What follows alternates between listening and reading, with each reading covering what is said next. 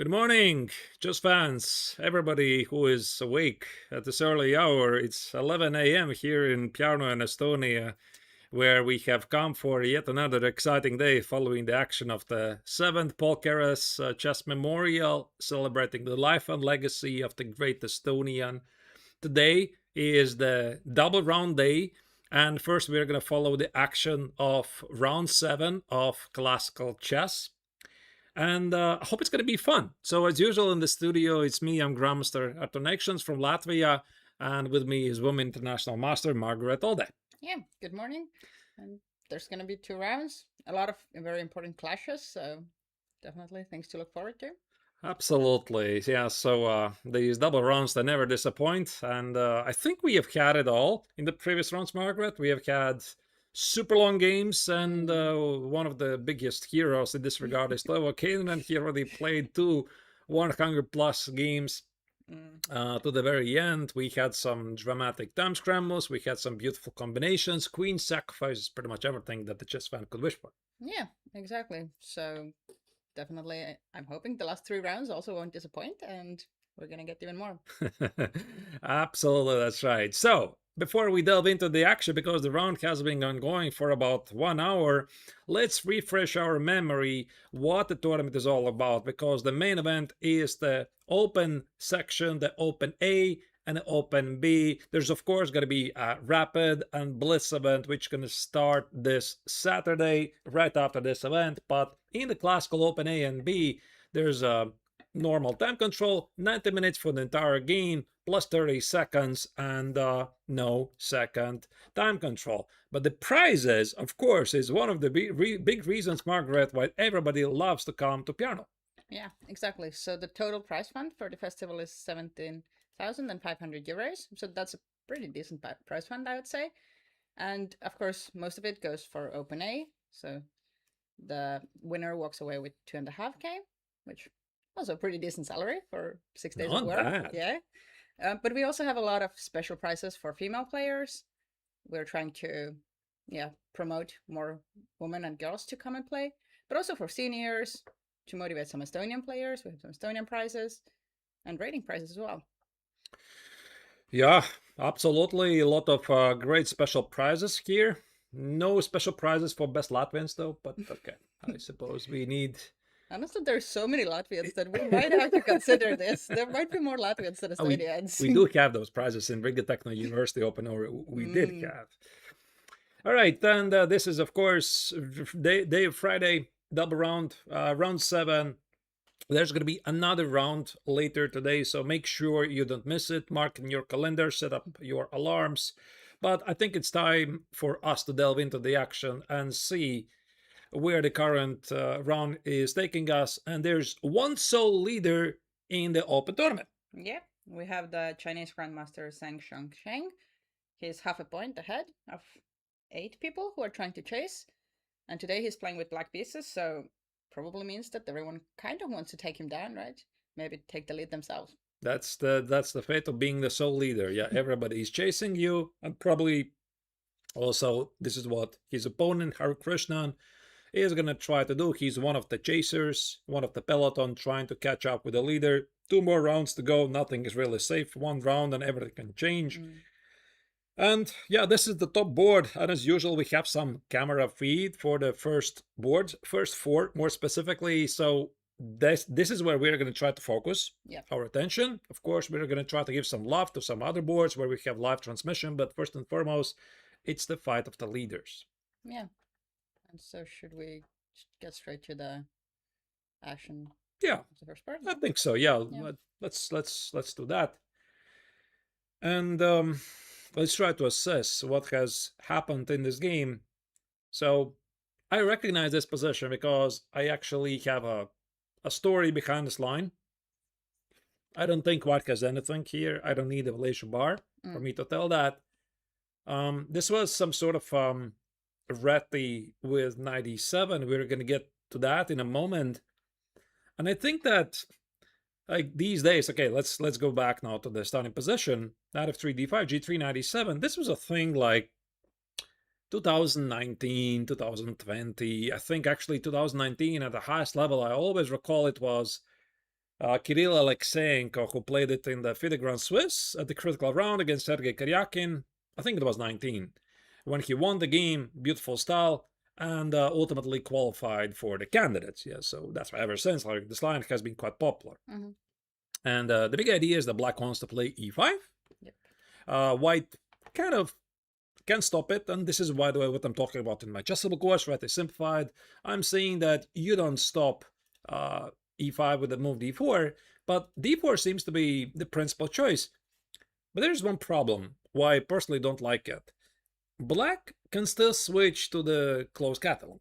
Yeah, black does have quite a few choices here. Right? Yeah, so that's why it's not Yeah. compatible with my course, because I'm advocating something else. But of course, d4 is one of the main lines. You stop e5. Yeah. And typically, black here plays knight b6. Yep. That's what he does. Try to stop c4, and he tries to play against your pawn play. But black played e6, which is pretty smart. And if you play now the Catalan, c4, black plays d6 on c4. Let's say you play queen a4, check, not a check, but you try to win back the pawn. A6, queen c4, b5, here, bishop b7, and black immediately solves all the opening problems. Yeah. So you see, typically in the Catalan, this last with bishop is one of the things where black is suffering. Yeah, exactly. But now tempo by tempo, should be able to also go c5 at some point. So yeah, even like immediately. Yeah. So this is the reason why white is not playing c4. He's waiting for some kind of a move. For example, here, I think you can play c4 because after d6, queen a4. Oh wait, maybe not queen a4, but actually you can try to play something like knight e2. Knight b6, knight c4, knight c4, yes, like this. Tricks. Yeah. There are some tricks in this position, some nuances. But what happened here is this move b5. And when I said I have memories about this happened to me in the World Chess Olympiad, Tromso or Baku. I think it was Tromso Olympiad. We were playing against Team Paraguay. And I think my opponent's name was Vasquez, who was not the GM at the time, and now I think he is. So the idea is that black plays knight e6 very quickly, but I think that game even started like this. After d4, I think he played even b5 immediately. Which just makes no sense. Yeah. No sense at all.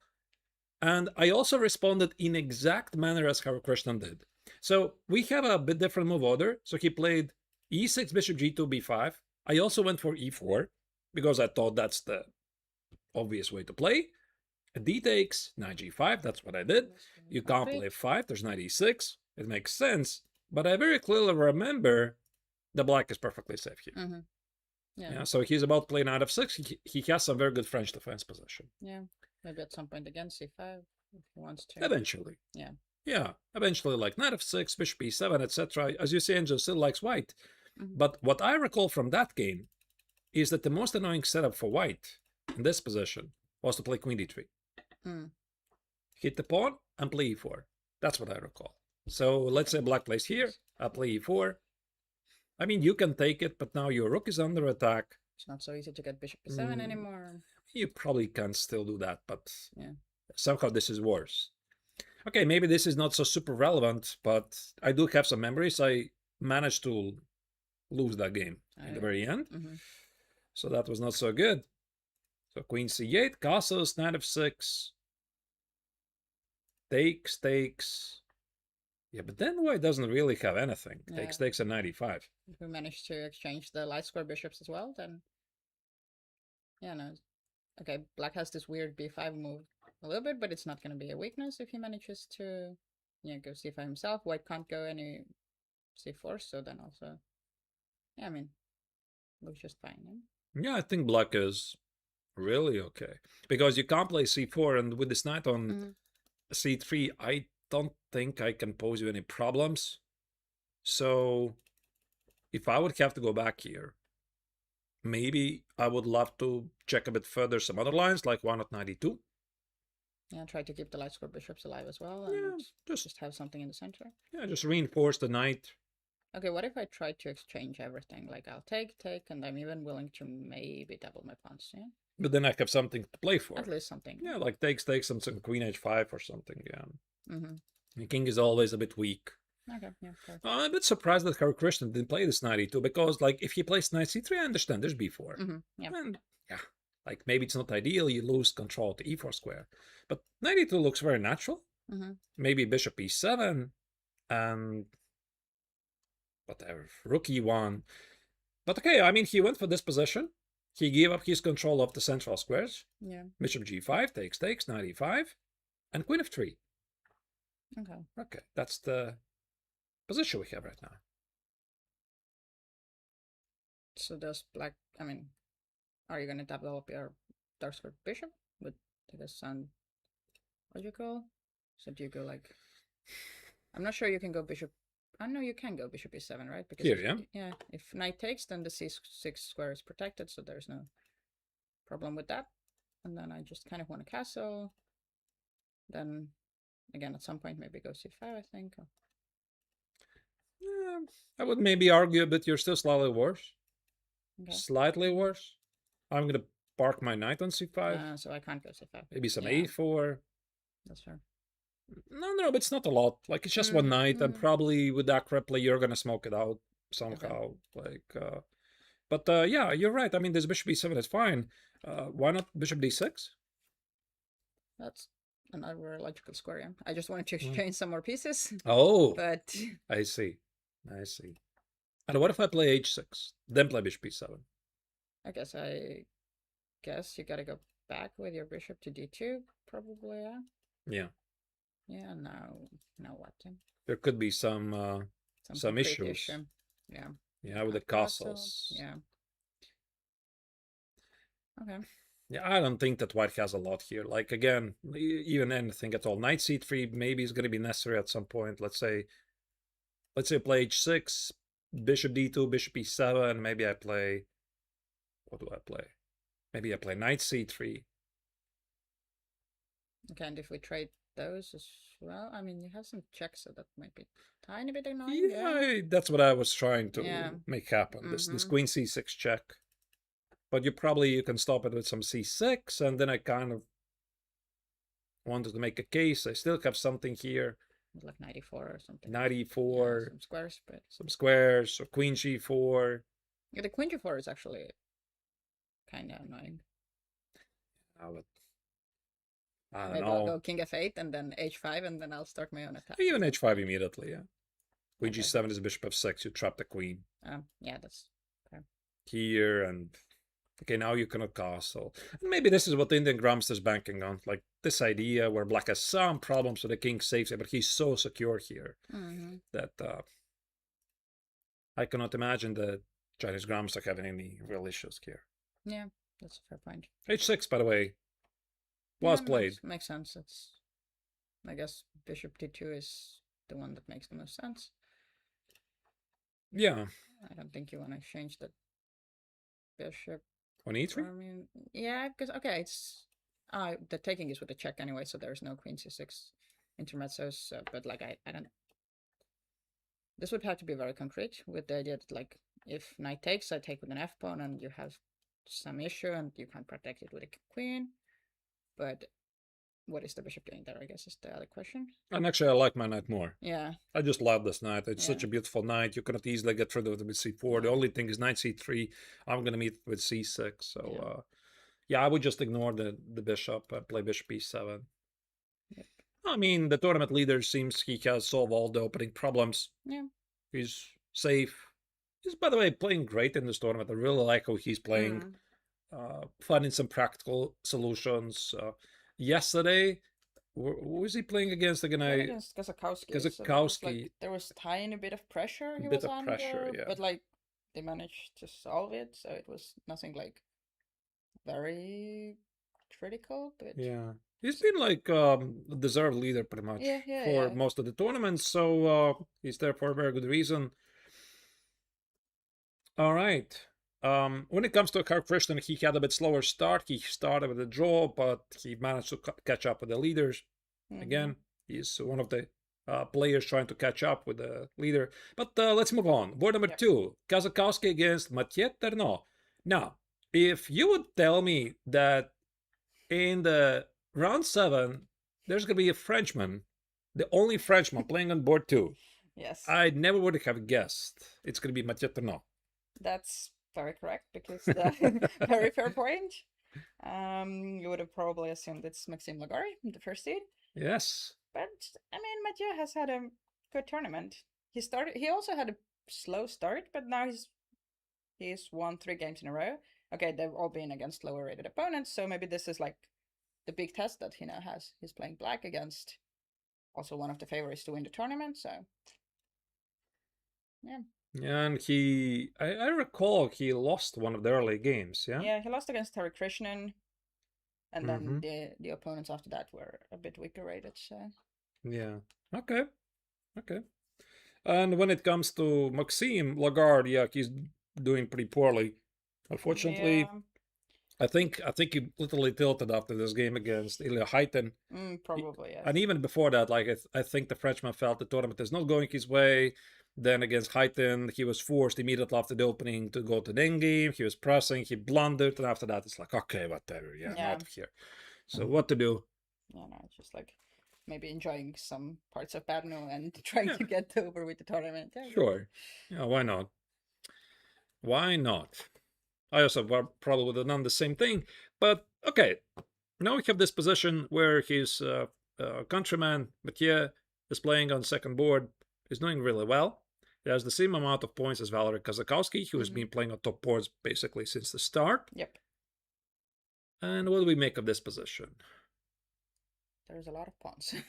A lot of pawns. What has a strong center? Yes, That's what I spot more immediately. space. Has the bishop against the knight, which not fully sure yet how to like evaluate because the knight on c4 is a pretty good knight. I love this knight. That's a Yes, great knight. you can't get rid of it basically. Yeah, there's no easy way at least to get rid of it. Maybe some king d3, like move the knight someplace. Some knight b4, king d3, and maybe this is what a4 indicates. That Kazakowski is thinking about smoking out this knight to play c4, d5, and also open up the scope for the bishop. Yeah, and if you go like b5 with black, then you're also giving away some other squares. Yeah, probably. I'm not sure. Probably there's nothing even anything terribly wrong with this move. Yeah. Like b5 is a move I would consider. Mm-hmm. Yeah, I like it. Actually, it's coming with some concrete knight b6, Yeah. knight a4 ideas. Why not? The other idea I would be thinking, do I stop the knight b4 idea? Like, this somehow feels wrong to me. Yeah? Because now I can probably get rid of the knight on c4. Yeah. Somehow, yeah. Because you don't really have any good squares where the other knight could protect. That Either knight b2 or knight a4 and king d3. Yeah. Like this, knight maybe. b2 even might be more concrete. Yeah, now this b5. Yeah, you are about to play c4, pawn major to the center. Let's say yeah, black here. doesn't have any like weaknesses, but at the same time, it's not too fun to play with that little space. So no, it's not. I agree. Yeah, so maybe not a5. Okay, let's go to opening. I have a feeling this was some Nimzo. Yeah, that's what the pawn structure, I guess, kind of indicates. Of course, yes. So I was starting with e6 though, so inviting French. Yeah, that's the kind of thing I have noticed. So many Frenchmen, they're playing the French defense. Why? Well, maybe they feel the obligation that Why? you have to. I feel no obligation to play the Latvian gambit. Yeah. So, no, I mean, jokes aside, I have really noticed so many French players playing the French defense. Exactly the French players. Like, I don't know why. Yeah, it's very interesting. I mean, it's a great opening, but there's some other great openings as well. All right. French defense it is, and Kazakowski declined to switch to e4. He could have done it. Yeah. Which I think most of the time makes sense, right? If he already plays d4, then he probably is a mostly d4 player, maybe. Sure. Or, yeah, so it's all logical. Yeah. Okay, e3. One of the main considerations against the Nimzo. b6. This is how I used to play myself. So bishop b7. The other move is d5 instead of b6. Knight e2, very standard idea to play a3, put the knight on c3, and then play e4. Bishop a6 tries to exploit the weakness. Mm-hmm. Knight. Oh, so sorry. I clicked the wrong button. Yeah. So I would have thought white's going to play a3 because Kowski instead wait for knight g3 must be theory. Takes, and d5. Mm-hmm. Black wants to remove white's bishop pair. Makes perfect sense. Yes. Takes, bishop f1. It's necessary. Rook f1. F3.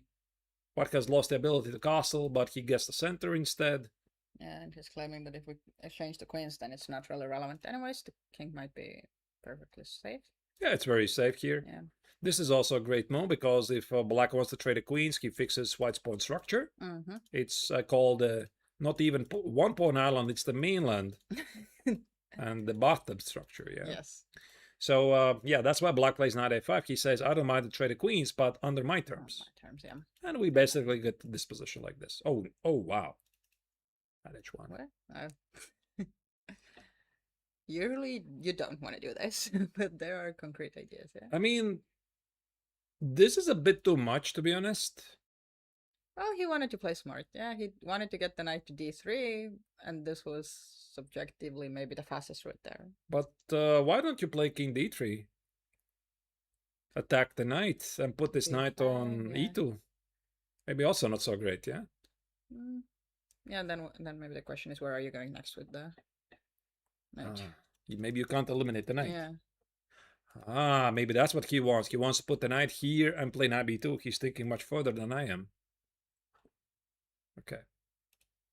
King c6. King c. I would have thought about some c5, not blocking it. Okay. King c6, knight f2, a6. Why not b5 immediately? Knight e3, knight d7, a4, rook e8. Okay. So, yeah, black is super solid here. Yeah, but maybe that's what kind of those a6 and rook e8 moves indicate as well. Like, he was not fully sure about b5 because he was like, okay, maybe I'm creating some weaknesses. So instead, he just wanted to play solid, say, I have no weaknesses. I will just play. I understand I'm lacking some space, but it can't be that bad. Yeah. Maybe there's some e5 ideas with the rook e8, but... You mean at the very end, yeah? Here. Yeah, I mean, okay, the rook e8 definitely has some point where he wanted to put it there, right? I don't know. Like, I mean, what black is doing, it kind of makes sense. The only thing is, I would maybe question this decision to play king c6. Because, okay, maybe I'm a bit biased because I recognize that there's a chance to get to some Tarash or Grunfeld-like positions, and they typically start with c5. I think this is very often how black does this. Yeah. If you play knight f2, I'm gonna take it, put the rook on e8, play b5, a5, king e8, knight, just very standard. Yeah, like you have a beautiful counterplay here. So this part confuses me a bit, but maybe he had some concrete objections to that, and maybe he didn't like if white plays king d3. Yeah, and now b5 it's a move, but it's... But this is like very straightforward. Yeah. Okay, yeah, you want to take it with the knight, especially then. Yeah, so I mean, to my taste, king c6 is a bit strange because, like, let me explain why.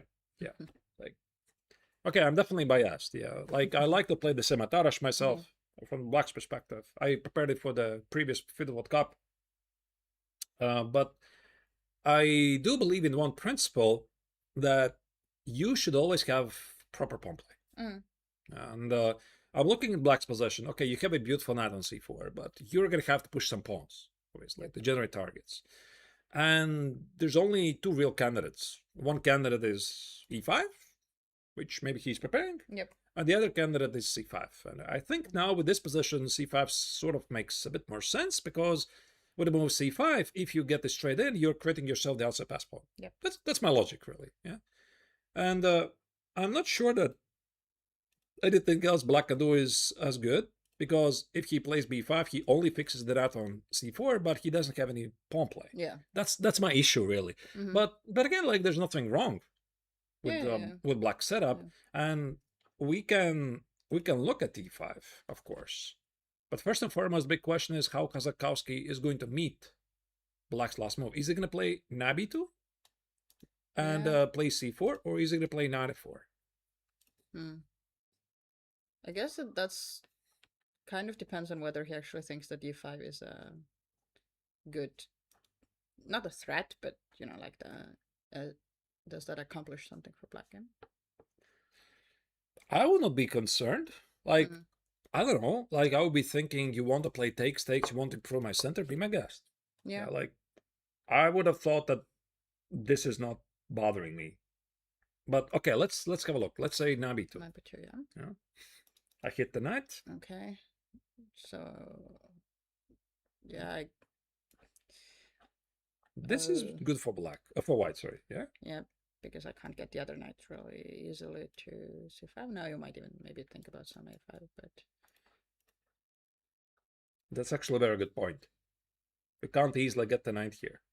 And I will play c4 anyway. yeah. Probably some rook c1, king d3, c4, maybe bishop a3. You might play e5. I don't know what is this position, to be honest. It's But so weird to have so many pawns. It makes it like yeah. so few pieces and so many pawns. But I also noticed there's this move, knight a5. Okay, which is probably something that you don't really easily think about because the knight is not, it came from there and it's not supposed to do too well there, but Yeah, but again, it's stopping a5. very concrete. Yeah. There's some concrete ideas with knight b6, knight c4. I'm not sure I like that. So yeah. then I'm thinking, okay, can I play knight f4? Knight f4, king d3, knight h5. Something. I mean, try to tickle you at the queen side here. You probably play e5? Yeah, that's what I was preparing him. Knight h5 is g6, no good. Mm-hmm. What else I can do? Mm-hmm. Yeah, yeah, I don't think you want to take. So, okay, this is something. Yeah. No, black is good, yeah? Yeah, here it looks like it's fine. Yeah. Like I managed to do what I wanted to do, and now my pieces kind of make sense where they are. Yeah. Valerie played g4.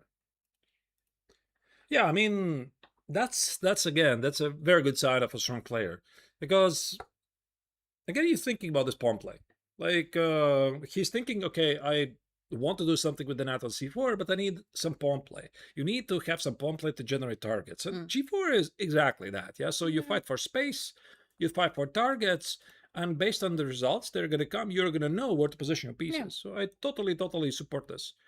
And also, by the way, g4 might be somehow slowing down black's potential counterplay with e5 and f5. Yeah. So it serves two purposes at the same time. Great move. So, okay, now, do you still go e5, or are you trying to find another plan now with black? Because, I mean, you put your pieces in a way that you don't have any good, like, very concrete improving the pieces moves. So, that's a very good question. Yeah, I mean, it does make sense to do this. yeah. But what if I... What do I do, actually? Again, maybe I just don't understand this position. Can I go here with king d3? You play b5, yeah? Yeah, probably. I would like to keep myself some tactical opportunities to take on a6 and take on b5. Oh, yeah. But not here, probably. Like, I would love to have something like this. Yes, like this. Yeah. Yes, it's me dreaming, of course. Yes, because I can take the rook, and then it does not make any sense. Yeah, it doesn't work. Can I improve the idea somehow after your e5?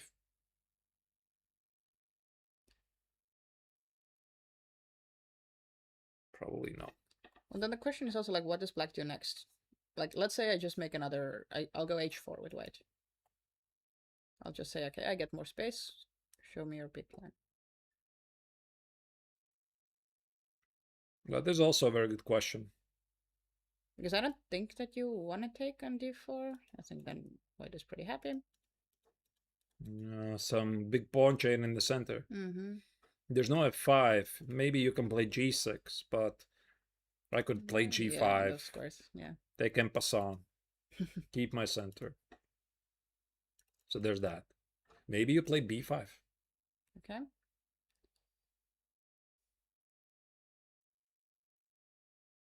And again, our friend Stockfish really likes white's position. I'm not sure I fully understand why. I just also don't know what to do with this bishop here. Do you trade That's the it question. and rely on the space like this and play for some knight d4, some weakness? Yeah, knight b6 or something. This board is not This, dropping. this thing. Okay, so maybe I'm not taking it immediately. Yeah. Oh no, e3, yeah, Yeah. like this. Yep. And then now I want to take and then put the other knight to c4.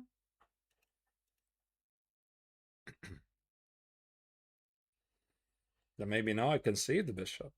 I don't know. Yeah, it's a very complicated position. Maybe we're just overthinking about keeping this bishop alive.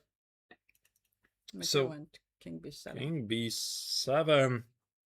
So he's again now maybe thinking about some c5, although now it. Yeah, you have to be a little bit careful that your king is not under any pins or any issues. But that would be really strange to play king d6, king b7 to play c5, which he could have done earlier. Yeah, true, because it's not like the king is safer on b7 compared to d7, really, right? Okay, maybe he's just playing a cat and mouse game, but also look at the clock situation, Margaret. Yeah, 36 minutes. Yep.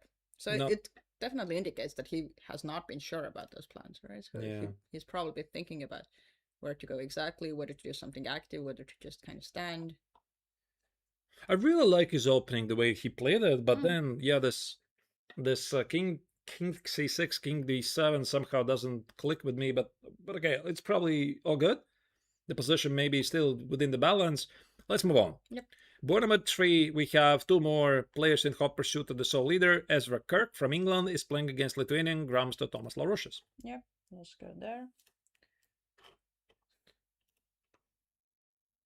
That's even more pieces on the board. Oh, this is the Ra Lopez. Yeah. Okay. Well, I can immediately tell that Larushis has misplayed the opening. Which is also indicated probably by his clock again. Yeah, because I played the Ra Lopez all my life, and this is either Ra Lopez or the Italian game. You never quite fully know because they're quite similar. Yeah. And about this position, it's all about the race. Who is gonna manage to play d4 faster? Yeah. Like if White's gonna play d4 or if Black's gonna play d5. And by definition, if White gets the pawn on d4 and Black didn't push d5, White is always better. Like I know this for a fact. Yeah.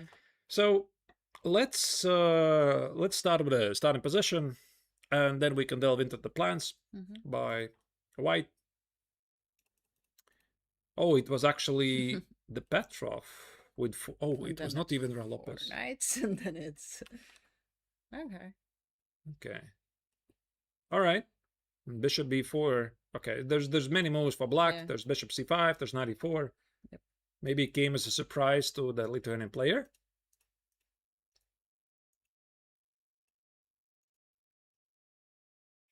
All of this is more or less now as the Ra Lopez. Yeah.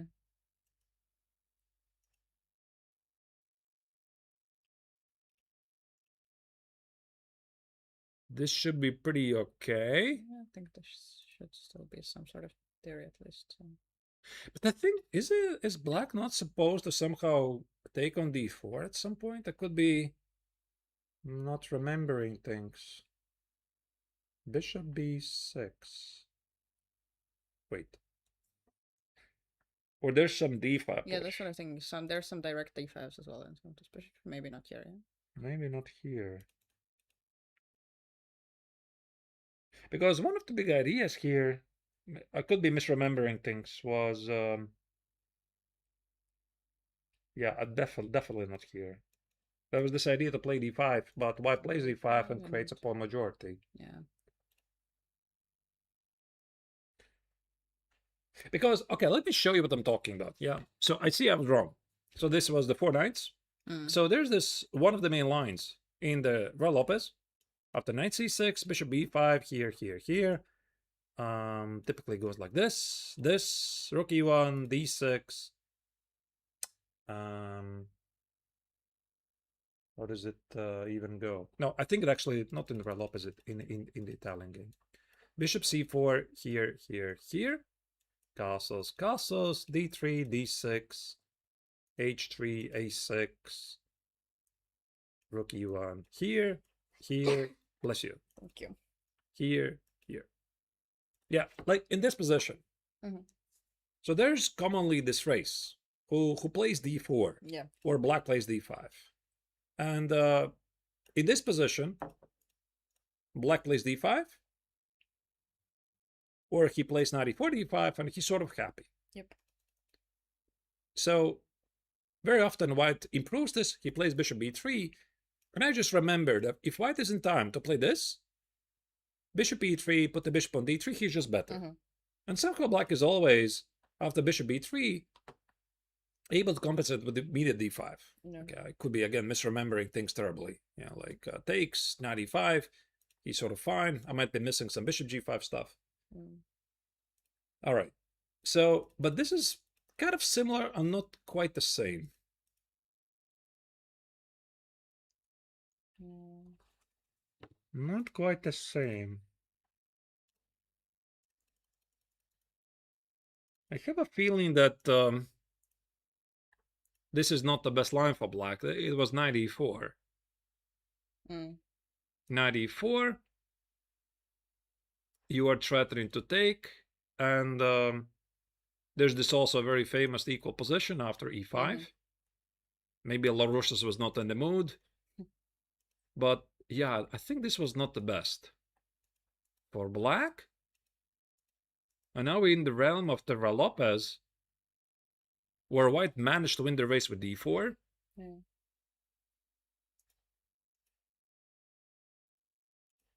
All of this is pretty standard. And I think, yeah, bishop g4, since white is not committing to h3, this made sense. Bishop e3, and now I think there was this move d5. Somehow black was organizing this counterattack with d5, and he was fine. But yeah, LaRoche's got confused, I think. Yeah. Bishop b6, white plays h3, there's no more bishop g4. Yep. And bishop e3. Because if white would have played here h3, I think d5 is coming in already. Mm-hmm. So the Englishman was very smart with the move order. Yeah. Now d5, I think it doesn't work The because... e5 pawn might hang at some point. Which one? The e5 might hang. I think so, yeah. In some order of the moves. Maybe even here. Yeah. Yeah. So somehow this rook on e1 helps you a bit more. Mm-hmm. And now it doesn't work anymore. Yeah. Or maybe I just don't understand this position at all. Also could be a thing. But I mean, also visually it looks good for white, right? Like it's, and black, it's not easy to play d5 anymore, right? I don't think you can at least realistically make it work yet. Yeah, with really queen on e7, not anymore, yeah? Yeah. And then the question is, what else are you going to do? That's a good question. The first thing I actually thought, can I play c4? Play for some space? Mm-hmm. Yeah, makes a lot of sense. Try to play for d5. Okay, and if I take it, you take it then bishop or knight, eh? I'm take it to bishop? I don't know. It's a good question. There might be some knight e5. Maybe with the knight. Maybe you're right. And we're back to the Marazzi bind structures. And again, I'm probably missing something very concrete. I mean, it might have just been better to maybe include some knight f5 before that. Oh, yeah. Oh, yeah. There's knight f5. It's a nice square. Yep. Double defended. Yeah. Yeah, you're right. Knight f5. Monster move. Yep. And the queen on e7 is just like hanging with the check anyway, so there's no intermezzos. Yeah, so we might go to some Marazzi with this c4 and okay, maybe black can allow d5. But then his position is a bit cramped. Yeah. Let's say here, d5. You take. I take, and maybe win a pawn. Even that. Yeah. It's a bit unpleasant, some space advantage. I know that some players are afraid to play in the, like, in the Italian game, and the Re Lopez, very often, if you play d5, you transpose the typical positions of the Re Lopez, of the King's Indian defense. It's very, very common. But some players don't like that because they're like having this fear that black's going to start as typical King's Indian defense attack at the king side. Yeah, but now the bishop is on the other side, right? So that kind of also Yeah. complicates it for black. Yeah. Yeah, you're right. Yeah, so there could be the bishop trade. And also this f5 is so difficult to carry out. So my money Yeah. would be on some c4. But I mean, there's probably tons of some other ideas. So maybe knight f5 is somewhat tempting. Yeah, but that's a big move in. Yeah, but it could be a move. Okay. If you take it, I have some ideas here. There's no direct d4, so Yeah, you're probably dropping some material. yeah. The knight is under attack. I think he played a move. We played a4. a4. Which I guess also makes some sense. You just want some space. Yeah. And if I play a5, is this bishop under attack in some lines? Yeah. Maybe now some, yeah. Can I do this? I'm probably not in time, yeah? Takes. Yeah, Not in time. Yep. The rook should be on a8. This. Yep. Then this will be a blunder. But now with the rook on e8, I'm just dropping material. Yeah. Okay.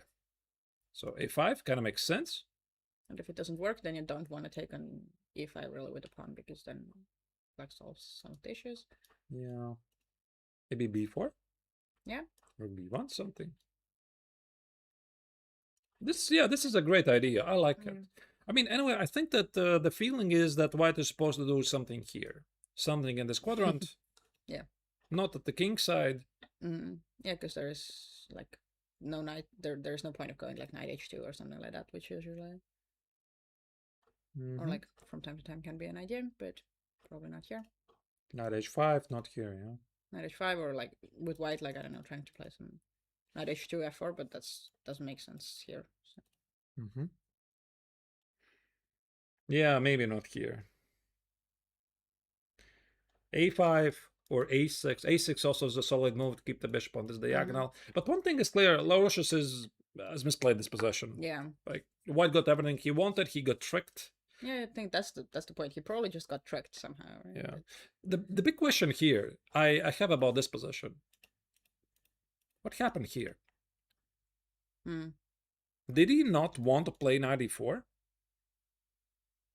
Or his knowledge was outdated here? Because I used to play myself bishop b4 in the childhood. Yep. But I think like there's a common knowledge that knight e4 immediately solves all the opening problems. And if black is a bit ambitious, I think black tries to play some bishop c5 here. Yeah. So knight e4, this leads to some dry endgames. e5, takes. I think it's queen of 6, takes, c65. Many games here. Maybe here Ezra had some ideas he wanted to test, but... Yeah, I mean, it might probably just be that... I don't think that playing the 4 knights is the main opening that Ezra plays for it. I mean, I can check quickly. Yeah, sure. I mean, sometimes I play the 4 knights when I just want to either kill the game or I'm not in the mood. Or maybe it's the both, actually, at the same time. I want to kill the game because I'm not in the mood. But I think that typically there's some tries with d4 takes, knight e4, bishop b4.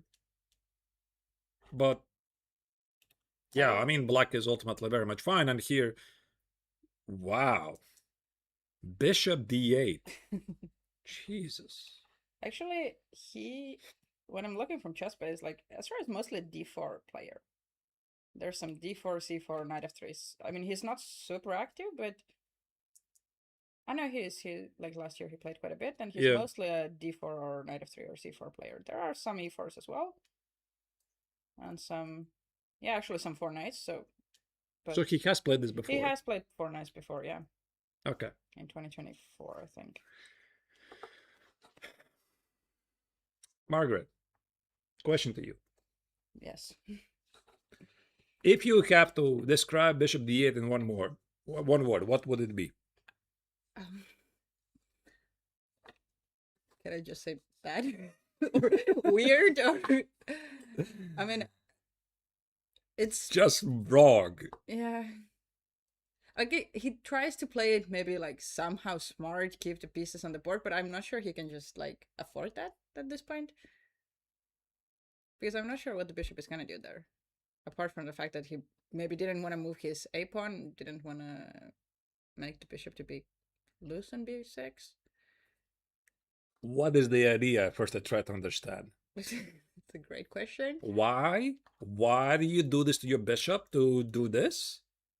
To do what? Yes, to go to. I mean, there's no point of even putting it to f8, right? Because the knight is on g6, so you're not getting your King's Indian bishop that you were talking about.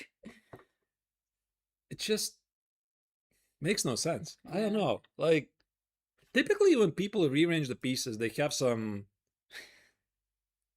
ideas, like reroute the piece to another square to give it some better perspective. But what's the better perspective for the bishop here? It's just worse. Maybe he wants to get this position. Yeah. And he's somehow concerned with some future bishop g5, but I don't understand this. I mean, LaRouche is a great player, but I mean, this I do not like at all. So he's trying to go to some weird Philidor like opening. He's like, I play the 4 knights now. I'm in the Ra Lopez. Let me get a really weird Philidor. There you go. Yes. You have it. Now you have it.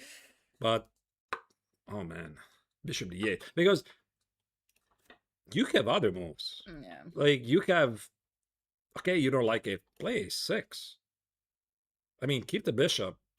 Well, maybe he was afraid of some concrete stuff. But yeah? what? Like, it's not that difficult to calculate. Yeah. So d takes on e5 is take on e3. yeah. Take on d6, take on d3. This is Yeah. pretty obvious. And if you're worried about the bishop, you can always defend it with knight e7 or something. True. So there must have been something he didn't like. Some knight f5, queen c7, and maybe he saw some ghosts here. Mm-hmm. Some bishop g5. Maybe this is what he saw, by the way. Okay.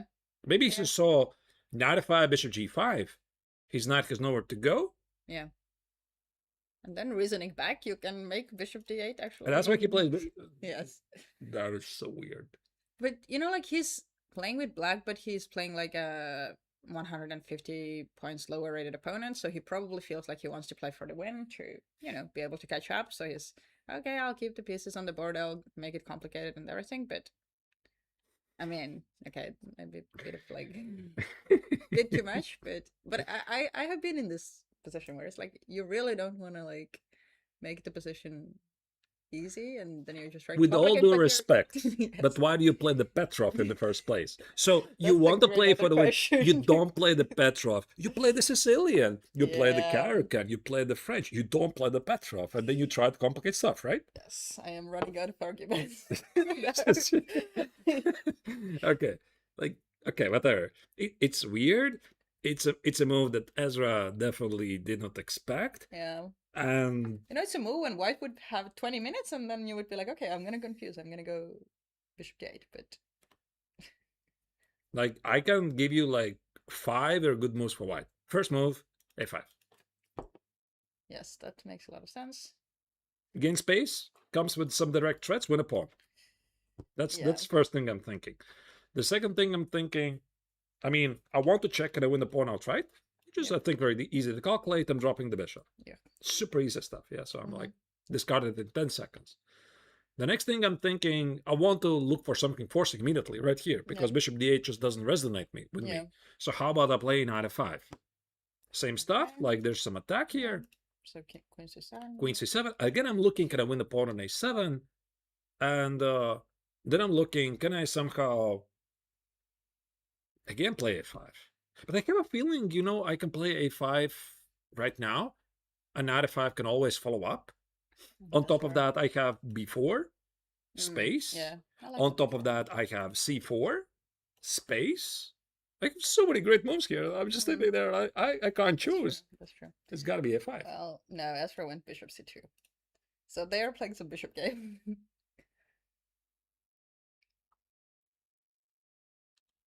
Okay.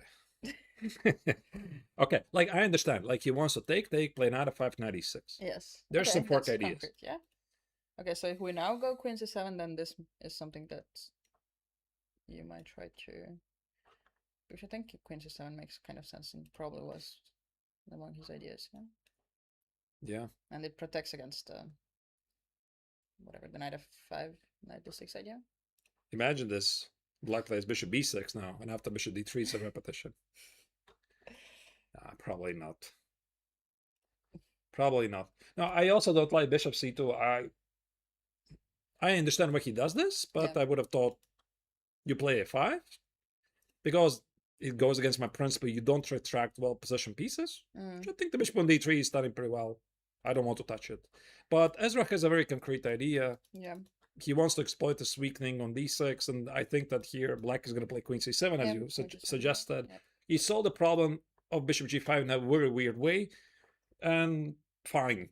Like paraphrasing, or maybe not even paraphrasing, just again repeating the quote of Vishy and Aunt. I don't care if it's weird. If it works, it works. And fine, if bishop d8 works, it works. Yeah, Whatever. yeah. Just a bit too much for me. Okay. So let's move on. Yeah. It's one of the weirdest moves, to be honest, I've seen today. Really. Yeah.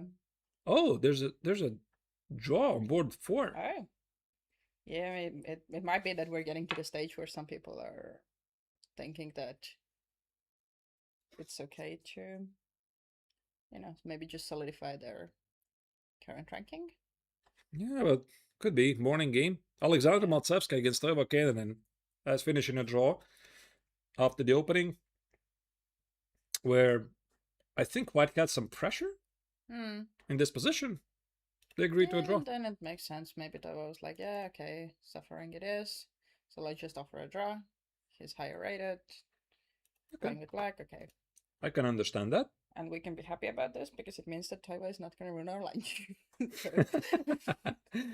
Yeah, we trolled Toivo yesterday a bit. Sorry about that. We just could not resist.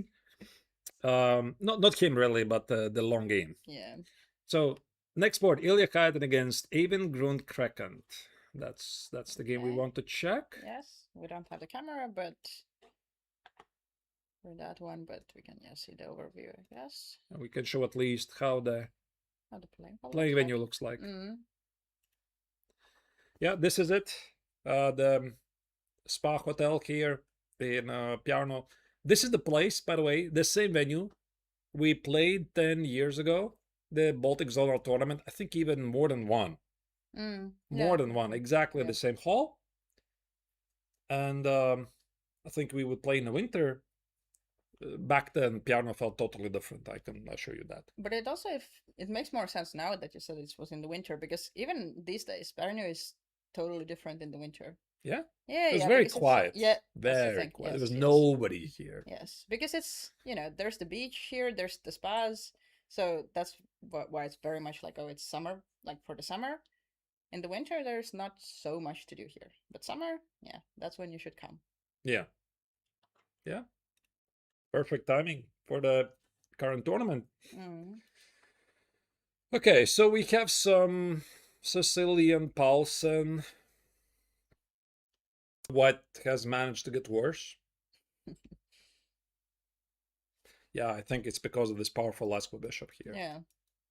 So black basically got everything that you're like, when you're learning the Paulsen, you're like, this is what you should get. So he got it, and he got it. Happy. Yep. Yeah, he got it. Okay. He's a bit behind in development, so he has to be a bit careful. That's why this knight is not yet joining the game, like knight f6 or knight e7. Tries to figure out. Ilya is a bit struggling here. Could it be he's a bit tired after yesterday's long game? Yeah, that might be as well. He played this heroic draw 130 moves something against Toivo Keinonen. And he has been doing really well in the tournament so far. He did defeat the top-seeded player Maxime Lagarde after the Frenchman blundered horribly. But, I mean, it's not his fault, really. So he capitalized on the Frenchman's mistakes. Sits at, how much points was it? 4.5 or 4 points did he have? He has 4.5. 4.5. So he's also in the chasing pack. In the chasing pack. But maybe that's the thing. Like, he can be a really dangerous opponent. And we've seen he's played super well here. But it's like, it takes a lot of energy. If you're playing with everyone is higher rated than you, you're trying to defend. He's had some other really long games. So then it is taking a lot of energy from you. So the end is going to be a little bit trying to survive. It's difficult to keep the pace. Yeah. So let's check the opening phase. Bishop b5, Rossalimo, queen b6. Definitely not your main continuation. Meant as a surprise. I mean, no, bishop c6 cannot be the main weapon. But I think maybe then that makes sense from Black's perspective because we've seen Ilya being super well prepared, right? So probably Black was just like, I will play something offbeat, get out of the opening, like, without being under some very direct prep, very big prep. So, Yeah, queen b6 is like a very common move in the Sicilians, just to get the opponent out of the prep. Like, mostly it happens somewhere here. yeah. Like, you play queen b6, get the knight out, then you play queen c7, and you sort of try to win a tempo. Engines don't like it. For humans, it's a bit different. And here it kind of feels the same. You apply pressure. But yeah, I don't like Ilya's choice to play bishop c6. I would have thought, do you want to include knight c3 first? Yep. Or a4 at least? Okay. He took it. Now he played knight c3. I guess he's also trying to just play safe somehow, but 94. Okay. now you really want your light square bishop back. Yeah, now it's gone. Now it's gone. Oh, no, no. I think here, yeah, Ilya got confused between many setups because, like, the way I have treated always, a3 is a sign of weakness immediately. As soon as you do this, like, you're saying, I'm afraid of b4. Yeah. You should not be afraid of b4. I think here you should be thinking about how do I exploit my lead in development, like some aggressive move. I would say rook e1 something. You play b4, knight e5 something. This is how you play the Sicilian here. So, okay, maybe black is not obliged to do this, but rook e1 is a very logical move. Yeah. Let's say after bishop b7, you can by the way still think about the moves knight e5, or maybe you play a4, b4, knight e5. I would look in this direction at least. Yeah. So I see the bar doesn't like it, but I think could be interesting to explore this. But like this a3, that's not a great sign. Yeah. f4 and queen d3. Okay. And black put the knight on f6. Even though, in these modern Sicilian lines, white very often plays a3, but I think you need to have the light square bishop also. Yeah. On the board. Like, again, you would really want the bishop back on like e2 or somewhere. Like, it would be a completely different position if you put the bishop back. Yeah. Yeah, now there's some significant pressure against this pawn. e5 is knight e5, knight e5, bishop d5. Okay, maybe white is not a lot worse. But this bishop is definitely going to be stronger than the knight. There's no kings to attack. Black can always play some f5 or f6. f6, I think it's a very common way how you slow down white's plans to the king side. So I think that Kraken totally outplayed his opponent in the opening phase. Out-tricked him, and perhaps it's the Estonian player who is a bit tired. Yeah, really not feeling a lot of energy. 27 minutes after 12 moves only. Yeah, spending a lot of time. I think this has been the pattern as well, right? Ilya has been really well prepared, and then when he starts thinking, he can spend a lot of time. So now he just had to start thinking a lot earlier. So that explains the time situation. Okay. All right. So that's the position, and maybe let's check one more. Yeah. Which one do you want to check? Maybe we could check... I want to check Thomas Pavlaitis. Sure, because Board he's been 7. doing really well, yeah? Yeah, he's doing really well in this tournament, and we haven't really had a chance to check his games before. Yeah, I mean, his performance rating is 2442 right now. Yeah, so might be going for IM norm. Yeah. Okay. Who are the higher seeded players he defeated? I think there's at least two of them. He defeated... first, he did a very good draw against Noah Fecker, who is 2371 rated, and then he won against Krzysztof Jakubowski, which was definitely a big result for him. Lost against Hari Krishnan, but then did a relatively quick draw against Krivonosov, and now won against Jakob Templengrave the last round. So he defeated two players 2400. Yes, around 2400. Around 24. Brava is 2392. So he's only himself 2150, yeah. Yeah, okay, yeah. But I think he's been quite a bit higher rated as well. So okay, he's dropped some rating before. I yeah. assume so, yeah. Okay, so this is the position he has against Anastasia Keinonen, the wife of Toivo. She's also here. They have their kid here as well. So, also, yeah? Okay. And I guess one of the grandparents who is taking care of the Yeah. baby. So So this is the second family then, yeah? There's at least two families, just families here, because this is the family of Christoph, also yeah, with wife and kid. yep. Then Canaan family. Maybe there's more. Yeah. There's probably like a few more couples, but Mm-hmm. I think those are the ones with kids at least. So Right. Okay. because Valery Kazakowski is here also with his girlfriend who's Yeah. playing the B tournament. Yeah. Mm-hmm. Okay, white seems to be pressing a bit because there's some weaknesses for black. Also, the clock situation favors white. Yeah. Extra 40 minutes. Yeah. There's some pressure here. This bishop is pinned for the moment. Maybe I would like to... Maybe it gets to a position where it's a rook endgame, white has a pawn up, and then they're gonna play. But it's not so easy to continue because as soon as you leave the pin yourself, you also open up some counterplay. Yep. So think what I would like to do with white. Okay, the bishop trade seems to be imminent, but I would like to trade the rooks. Yep. And with this rook, somehow try to harass the black weaknesses, and at the same time, do not give any counterplay on the second rank. Yeah, that would be the ideal, I guess. Yeah. And probably not so easy to do. And you can start with some slow moves like rook f2 or something, take everything under control. That looks a great move, yeah. So the pin remains. You can't take on f4. Let's say rook f6.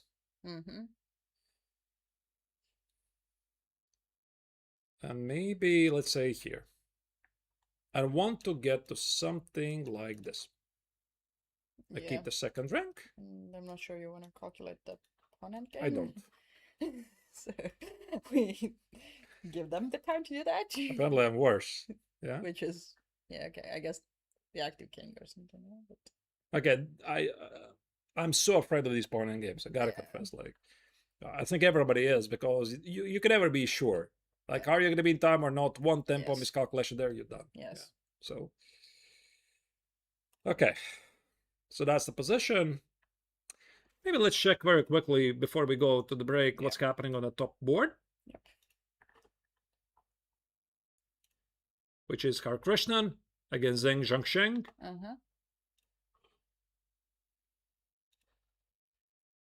Kind of. That is so balanced.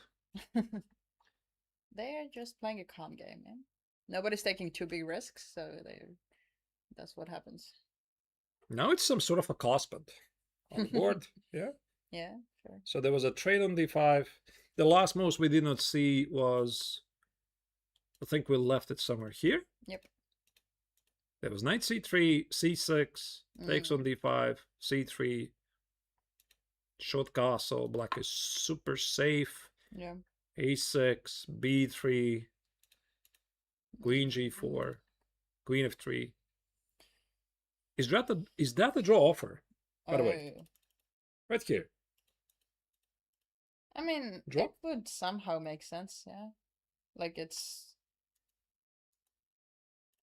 a silent probe. Yeah, because black is not by any means forced to go back to king g8, but also okay, maybe otherwise you would want to play like rook f2, I don't know, c8 or something. So okay, then you want to protect your pawn. You go back with your king, so it somehow makes sense.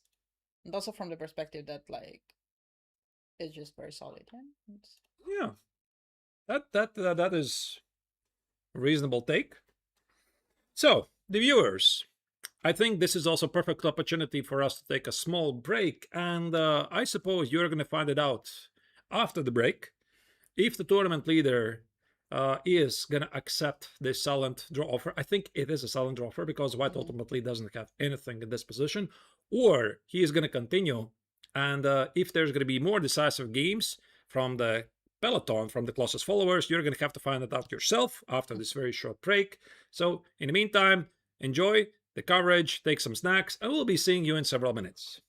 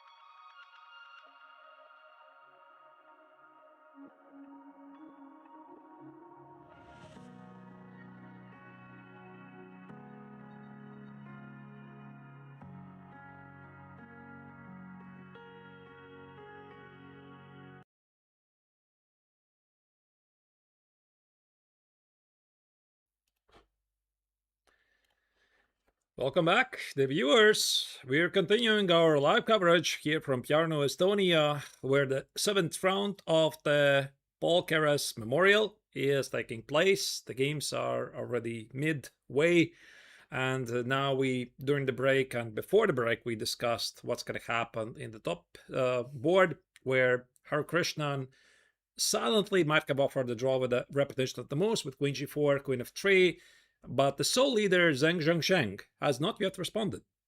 Yeah, so, okay, maybe we can also try to think whether he feels like he has something to play for, to any options to be like ambitious here.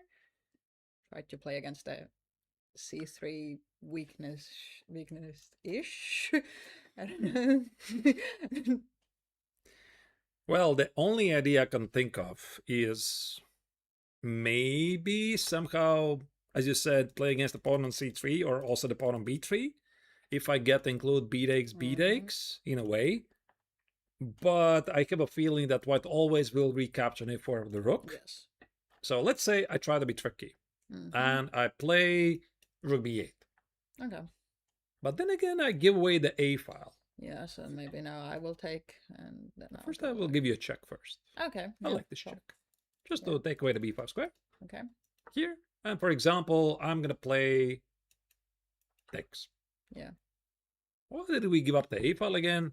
8 takes and some sort of a rook a7. Yeah. Double the rooks.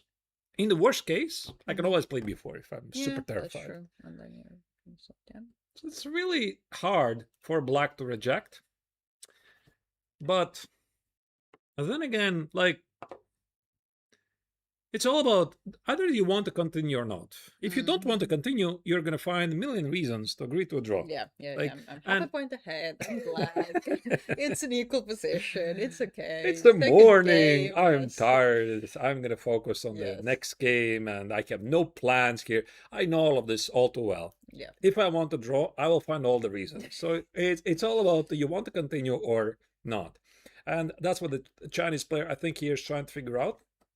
So if he wants to continue, he is going to play whatever.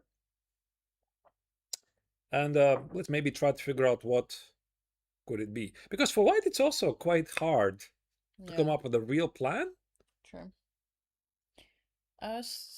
It doesn't work, but I was trying to sacrifice b4 immediately to get like some queen c2 and then get the pawn back later. But here. Yeah, but I think it doesn't work. b4. Yeah. Okay. If I accept, just take and here, yeah. Either here or include queen c2. I kind of wanted to include queen c2. Queen c2. Yes, but I think that you even might have like some queen c3 or something, and then you're just saying that, okay, maybe you get the pawn back. Although maybe here I do get the pawn back, and then I want to trap your queen, actually. Oh. Somehow. Good point. No, I don't know. Like, the idea of b4 is definitely somewhere. By the way, after b4, I can give you a check first and then take it. Yep. So that I take you away the c2 square. Which is smart, yeah. Yeah. Okay, what about I take it here? Yeah, so we discussed probably with the rook, yeah. And I play... okay, let's be smart. So I want to play queen b5.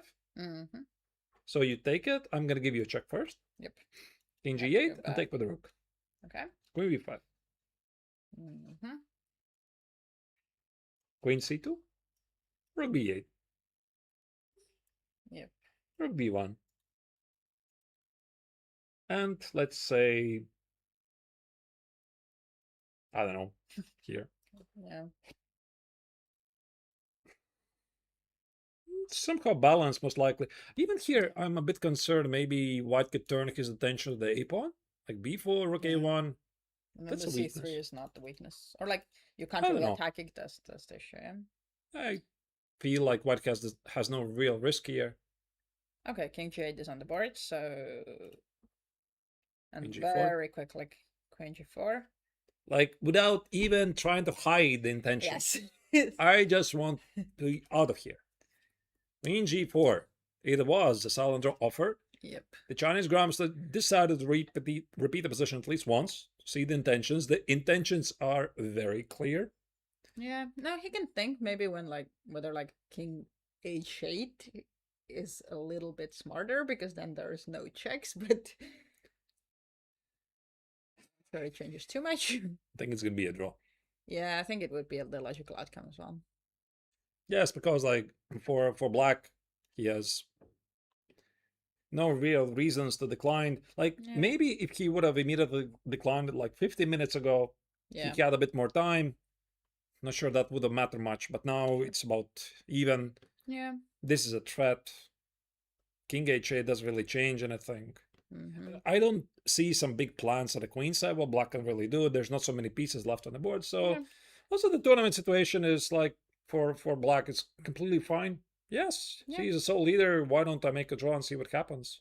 Yeah, get white in the next game probably. Mm-hmm. Why not? Yeah. Yeah. Let's maybe sit here for 1 minute Yeah. because I have a feeling this game is about to wrap up. Yeah, probably if he goes king h7, then queen f3 will be played pretty quickly, and then it's already... Is it already a threefold repetition, or does he We can still... check. Maybe it's not yet, yeah? So this is position number 1. Yep. So with the king on g8, position number 1. Yeah. Position number 2. No, we're not there yet. Okay, so not there queen yet. f3 would not be a No, threefold yet, but... not yet, not yep. yet. With the queen of 3, we can check also here, yeah? Yeah, but I think then the king was on g8, so... Position number 1. Mm-hmm. Position number 2. Okay, so... So king h7. If black goes back to g8, then it's a threefold. Yeah. Yep. You have to go back Quite to the king close. as well. What would you do in this situation? I mean, from black's perspective? Yeah. Yeah, I think I would probably do a draw, but it also makes sense for him to think a little bit, right? He had the extra time. He was like, okay, can I see some realistic ideas? Can I not see some realistic ideas?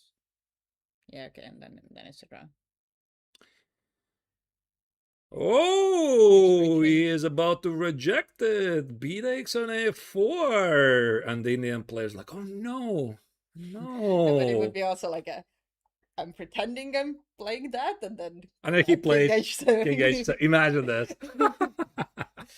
He's like hovering over b takes on a4, and he plays king h7. It's part flex. No, he wants to continue. This is a good sign. Yeah. Look at this, and immediately the body language of the Indian changes. He's like, oh no. Because he was already hoping, right? He was like, or like not hoping maybe, but he was like, yeah, maybe this game is done. Let's think about other stuff. B takes on a4. Was on the board, yeah.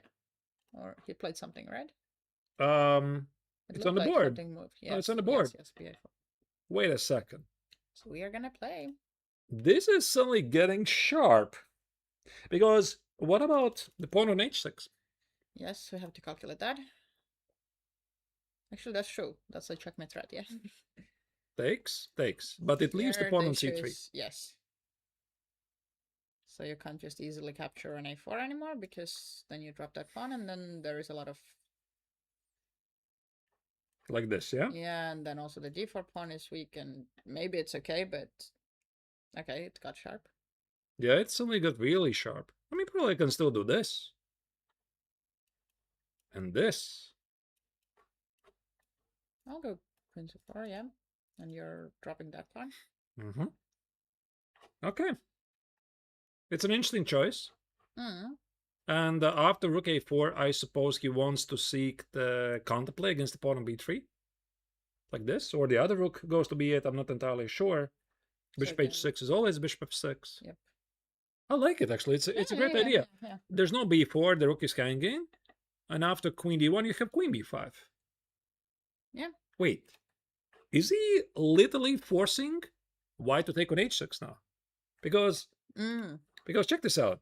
Like, if you take with the rook, yeah, I go here.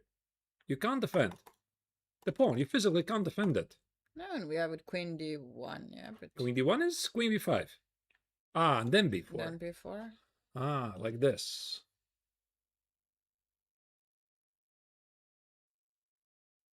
But then you didn't waste the tempo for king h7.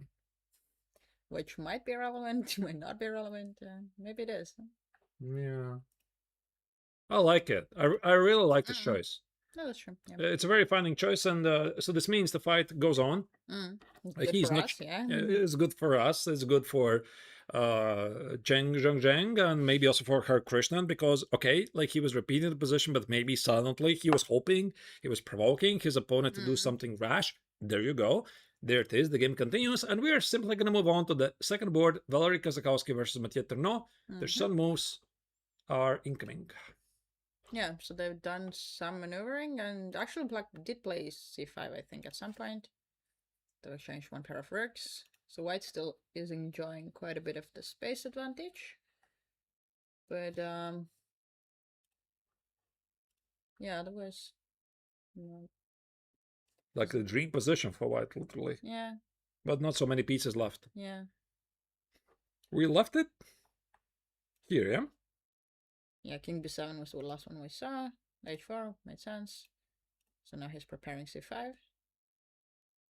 Now he did it. Yeah.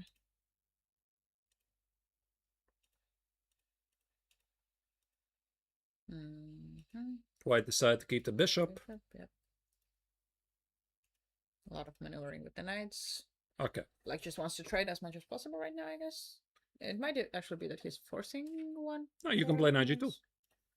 Okay, yeah. I think knight g2, h5 and go back. Like, it seems a decent opportunity to me. Or maybe he's thinking, how about I fix this weakness on g7? I take it, and try to play against these weaknesses. Because that's the thing. In the middle game, these double pawns, they sort of protect your king. Yep. But in an endgame, they're weaknesses. True. Yeah, it's something you can try to exploit. So it's not super obvious. Maybe king f2, king g3. Yes, because you might have to be a little bit careful about your own h4 pawn not becoming weakness. I like this. There might be some counterplay also here. That's what. Yeah. That's what he's not sure about this. Because if black does nothing, let's say black does nothing. Yeah, he sits and does nothing. I'm thinking in the long run, I could try to organize a lot of pressure against his pawn. Yeah. Like some king h4, rook move, attack it, you play g6, I play h6, etc. Yeah. But of course, there's always going to be some counterplay at a queen set, so that's why it's not so clear. Knight g2 is on the board as well. Yep. Looks logical.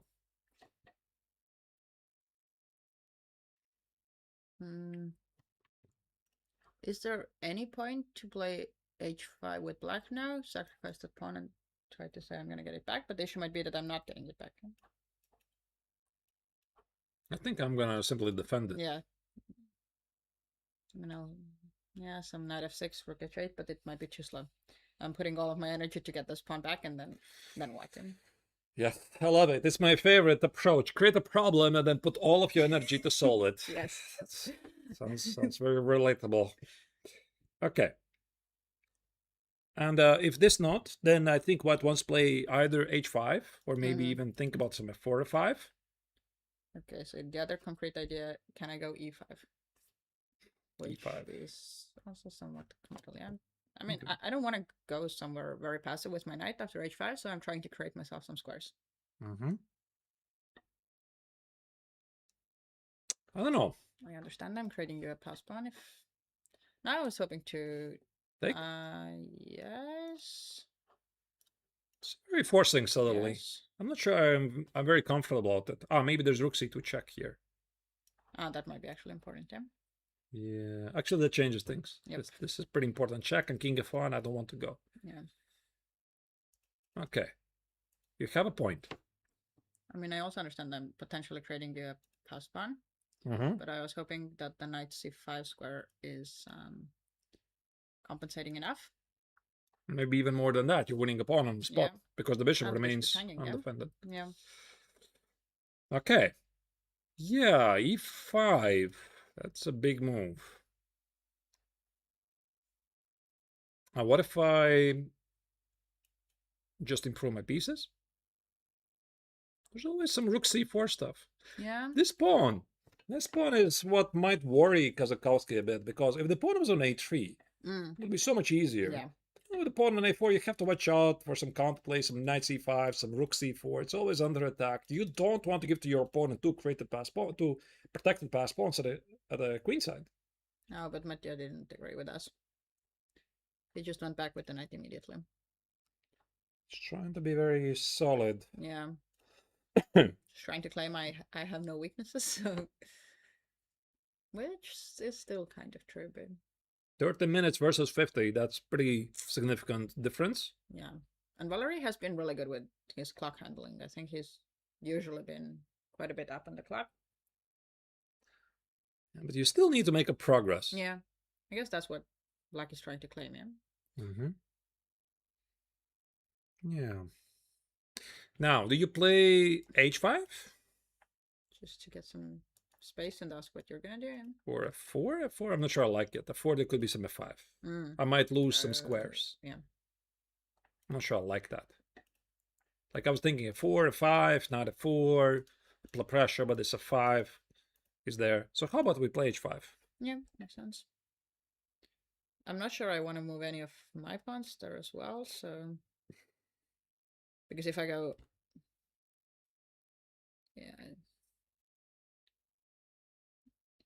Yeah, I don't want to go h6 myself, then I'm fixing my pawns on the dark squares, and that's some potential issues. Maybe not even immediately, but in the long run. Yeah, exactly, in the long run. I also am not sure I want to go g6, because that just feels a bit weird, but maybe it's okay. Maybe there is some concrete idea to open you another file. Yeah. But if you like... I might play h6 myself. Yes, close everything. This could be a weakness in the long run. Yeah. Not super easy to attack, but I would be at least a little bit concerned. Mm-hmm. Okay, and not f6 probably as well, because again, then you might have some... Exactly. So those pawns have to stay. I mean, maybe they don't have to stay, but... Anyway, knight h3 was played. Yeah. By the Lithuanian Grandmaster. Mm-hmm. It's a nice move. Why not? Makes sense, yeah. King d3, knight c4 perhaps. h5 is still in there. After knight g6, well, don't we have a repetition? No, we don't, because the knight came from here. Side, which means that... I mean, it's still something you have to calculate. Yeah, knight g6. Okay, if you go h... Nice. Lovely. But yeah, if knight g6, h5, I'll get the knight f4 check. And how good is this outpost for the knight? I like it. It looks really nice, but okay, my knight can't really go anywhere anymore. Yeah, I would now maybe seek this counterplay with g6. It's a good idea to open up the h file, maybe some rook h8, rook h2. That'd be nice. Like, that's I'm thinking from the black's perspective, or maybe any perspective. When you don't know what to do, you can always improve your pieces. So, knight on g6 is a super reasonable move. Yeah, and we can always go back, and then Valerie can think what else to do. Yeah. I mean, actually, can you do any... maybe there's bishop... Is there bishop e1? It's a bit strange, yeah? Yeah. And get the bishop on g3. Okay. Oh, wow. Maybe that's an idea. But they also open up the c file. Yeah. But if I go here? Are you not concerned? I have some knight c4, king d2, and then knight c4 maybe. Queen d2 or knight c4. But no, I can't do that. Yeah, you can. But this is getting very concrete. Exactly. Yes. Super concrete. Can I do something else? Can I, after rook c1, play h5? Okay, I'll go to there. King d2. Yes. And bishop g3. Me. Okay. But there's a check. That's actually a pretty annoying check. Very annoying check. Yeah. Knight e2 is incoming somewhere if the king retreats. Knight c2. I don't like to pin my pieces like this. Like somehow the bar says it's all good. Yeah, right, but I wouldn't want to do this with white. Yeah. Why do I allow my opponent to invade my position? Yeah. So now actually rook c2 was threatening as well. So there are threats then. They are threats, but then again, how else do you respond to knight g6? Because bishop e1, bishop g3 would be lovely, but maybe this is what Kozakowski wants. But again, this is the other sequence. Yeah. But now the bishop is not getting here. But at least you are not giving away the c file as well. So some. Yeah. But let's say we get to this position. Like I want to show what white could potentially dreaming about. Let's say get the bishop here, like this, whatever. Get the king here, like this, whatever. Here, here. Sorry, Okay. I'm blundering. Yeah, Something like this. Sure, yeah. It feels like it's something. I mean, there's knight c4, Space. space. Yeah. There's d5. The bishop is very active here. Yeah. I kind of like here the bishop. But you can't do this immediately because you're also giving some counterplay. This is how it typically goes in chess. Yeah, it would be great if you just win the games without giving any counterplay to the opponent. Yeah. But Mathieu is thinking, and the time is running slowly. Time is running. The time travel, yeah. The time is running. Because it might also be just the case that, like, you know, he goes knight g6, then Valery quickly goes knight g2, he goes back to knight e7, and then Valery thinks something else, but Mathieu's lost like 6-7 minutes by that point. Which is also a pretty really common relevant. strategy. Yeah. Yeah. Oh. That's your idea, Margaret. Yes. H5. I mean, now I guess the point is that now the pawn will actually be like taken back. Although I would be a little bit concerned with if my rook goes to the h file, I'm giving away the c4 square. But this is very rash. Like it kind of doesn't fit together with the picture that the Frenchman was doing. Yeah, like he was playing very solid. solid, very boom, suddenly comes h5. Yeah. So he feels the heat and maybe he doesn't like the pace the game is going. So this is an attempt to change something. A pawn sacrifice might be a temporary pawn sacrifice, but it's still a pawn sacrifice. So what happens if we accept? Okay, h8? Yes. Or knight f6? Knight f6, then you have to calculate some h6 d5 ideas, which I didn't want to do. Maybe it's okay, but... Okay. Knight f6 is also a move, yeah? Yeah. All right, but let's start with the rook h8. Yes. And now I gave up the c4 square, which might be an issue. Which comes with double threats, by the way, takes and takes. Yes, so like king c6 or something maybe. Whoa, wait, why is it so bad?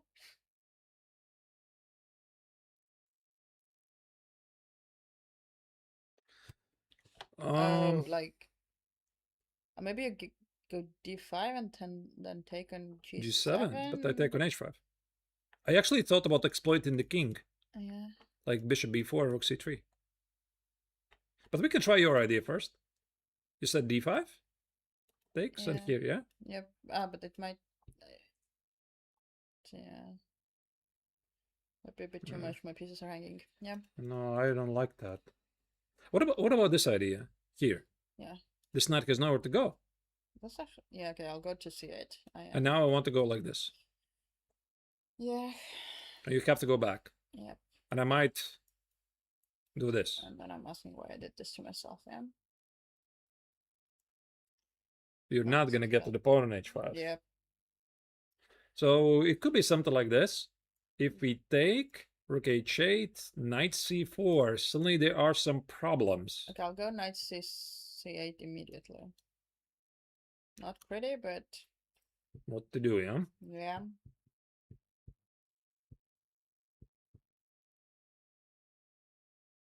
I still do not immediately see what is wrong. Maybe... But it feels risky for black. Yeah. And the pawn is taken, actually, so I already did. He already took it, yeah? Yeah. So we might get our answer. And Mathieu started thinking, so... There's also the other move, knight f6. yes.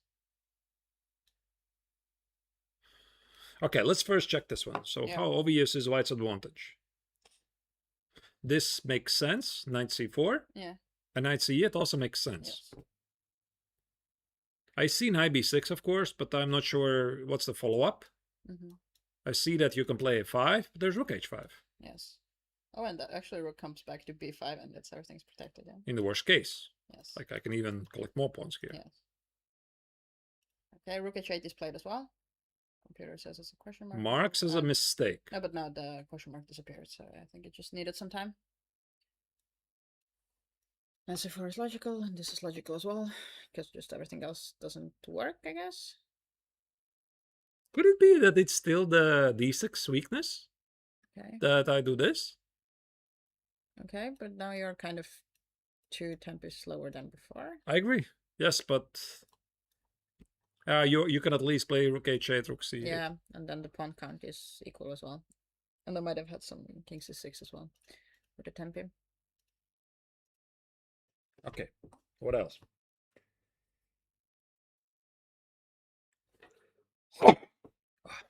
All right. Oh, I have an idea. How about I play the right moment for knight a5? So I'm going to start with this move. Okay. Defend the pawn. Sure, let's take. And I'm going to give you a check. Mm-hmm. So I want to somehow exploit the c file. This is why I removed the bishop to defend the pawn. That's smart. Yeah. And if you go here, I saw a check. Oh, I am winning a piece. Actually, I was thinking about knight c6, but I am winning a piece with knight b7. Okay, yeah. I didn't see this. I thought it's going to be some knight c6. Yeah. So I spotted this idea with an idea after knight c4, knight c8. I somehow wanted to use the open up a file, and I saw there's knight a5 check, king c7. I didn't see how I can use this. Yep. And now I'm thinking, but I can defend the pawn to play knight a5 and then play rook c3. But of course, black might do something else. Not take the. Not take, yeah, like king c7, for example. But I mean, then you still. Now you play bishop g3. Yeah. So maybe not to c7, but c6 would be same, but a little bit more accurate. Or not. But I play rook c3 now. Rook c3, yeah. That's still Here. Yeah. But there's this idea. It's the same position. Same idea. Same idea. Knight e6, and now you dominate his position. So this c file does matter. Yep. I think it is like this. And knight c4 is on the board as well. Knight c4 is on the board, so knight c8 has to happen. I think that. Yeah, but just gonna understand that probably that he. What was even the other move that we thought about? King c6 doesn't. King work. c6 is bishop b4, rook c3. Same idea. Yes. No, he's in big trouble here. Yes. And also, I'm amazed by the speed, how quickly Valerie saw this. I think that he was expecting h5 like before. There's going to be this counterplay. But this was also quite uncharacteristic for the Frenchman, yeah? Yeah. He plays so solid. He could have played a bit aggressive before a couple of times. He was holding at the wrong moment. Yeah. Play h5. But that can happen because he probably saw his time ticking down, and then it's like, okay, I feel like if I'm just going to continue maybe doing the same thing, my opponent's just going to play and eat all of my clock, and then I'm going to get in trouble. So it's like, okay, now I'll do something concrete. Like in the situation, I can understand how it can happen. Yeah, like you're like, okay, I feel like I need to do something. All right. So this could be a very important game for the overall rankings, of course, because Kazakowski is half a point behind the leader, Zheng Zhengsheng, who, by the way, is still playing for the win. And we can go back to that game and assess the current situation. Oh, we have a result. Which game? Board number 3. Oh, board number 3. Ezra Kirk against Thomas. The what? Why? The why? Oh. So there was a draw in this position. We left it bishop c2, queen c7, a5, c5, d5, bishop d7, and black went for the draw. The power move of having more than 100 points rating difference, yeah? I don't like this accepting the draw. White is just much better here. Yeah. Space advantage, everything. Look at this terrible bishop. Yeah. I mean, you have to continue here. But again, I understand, like, this is typically the thing that strong players use against nominally lower rated opponents. They think that when they're much worse, they can always offer a draw. And the opponent is going to agree. But White also had more time on the clock. That's also true. Yeah, it's actually really surprising.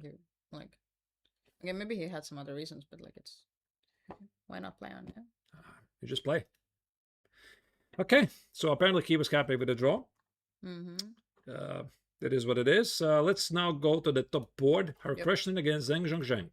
Okay, so the pawn was taken and the b3, the rook got to b2. The computer actually likes black's position, so we managed to create something. Confused the opponent. Yeah, and we left it after this bx and a4. Very daring move. Yeah. Very daring move. Ignoring the pawn on h6. If white takes on h6, at least the pawn on c3 undefended. Yeah. Rook b8. Yep. Takes. Bishop f6. Bishop d2, rook b3, rook a1, and rook b2.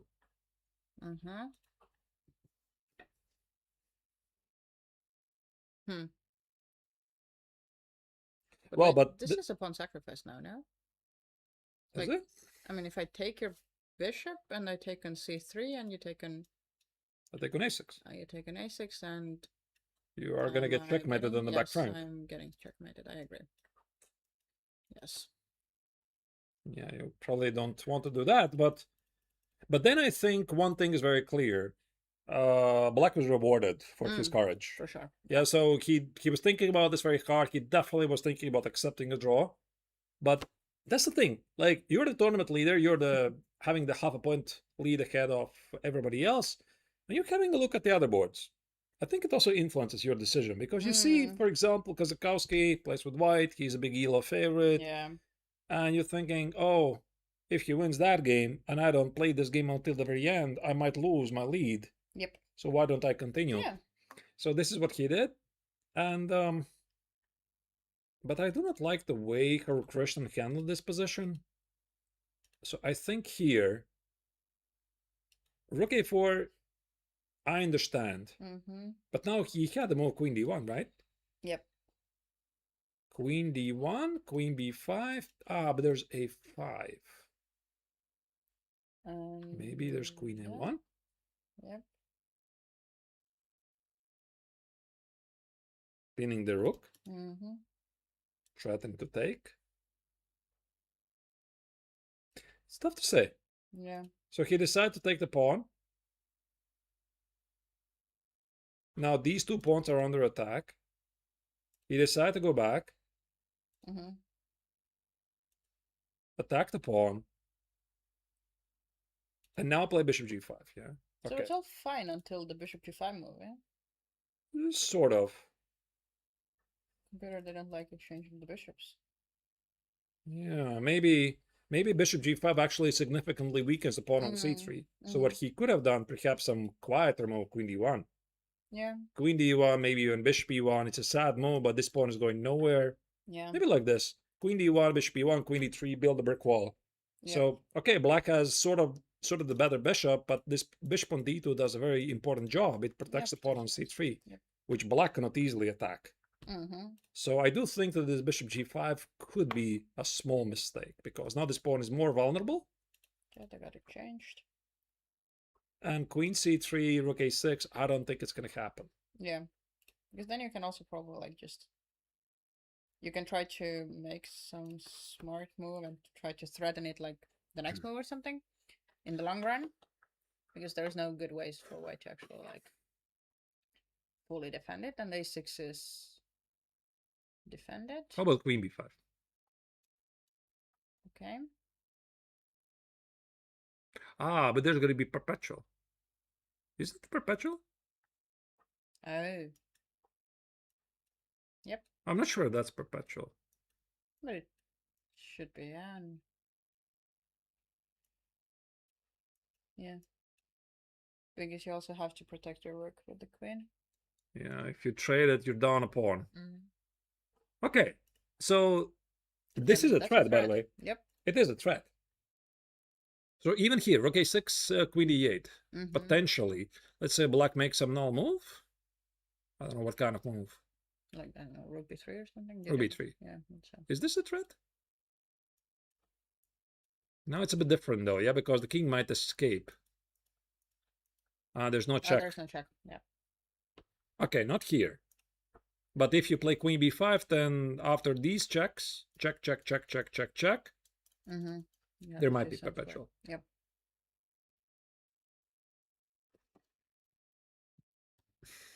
Well, if this is not a threat, why don't I attack the pawn on c3? Mm-hmm. Makes sense. Looks logical.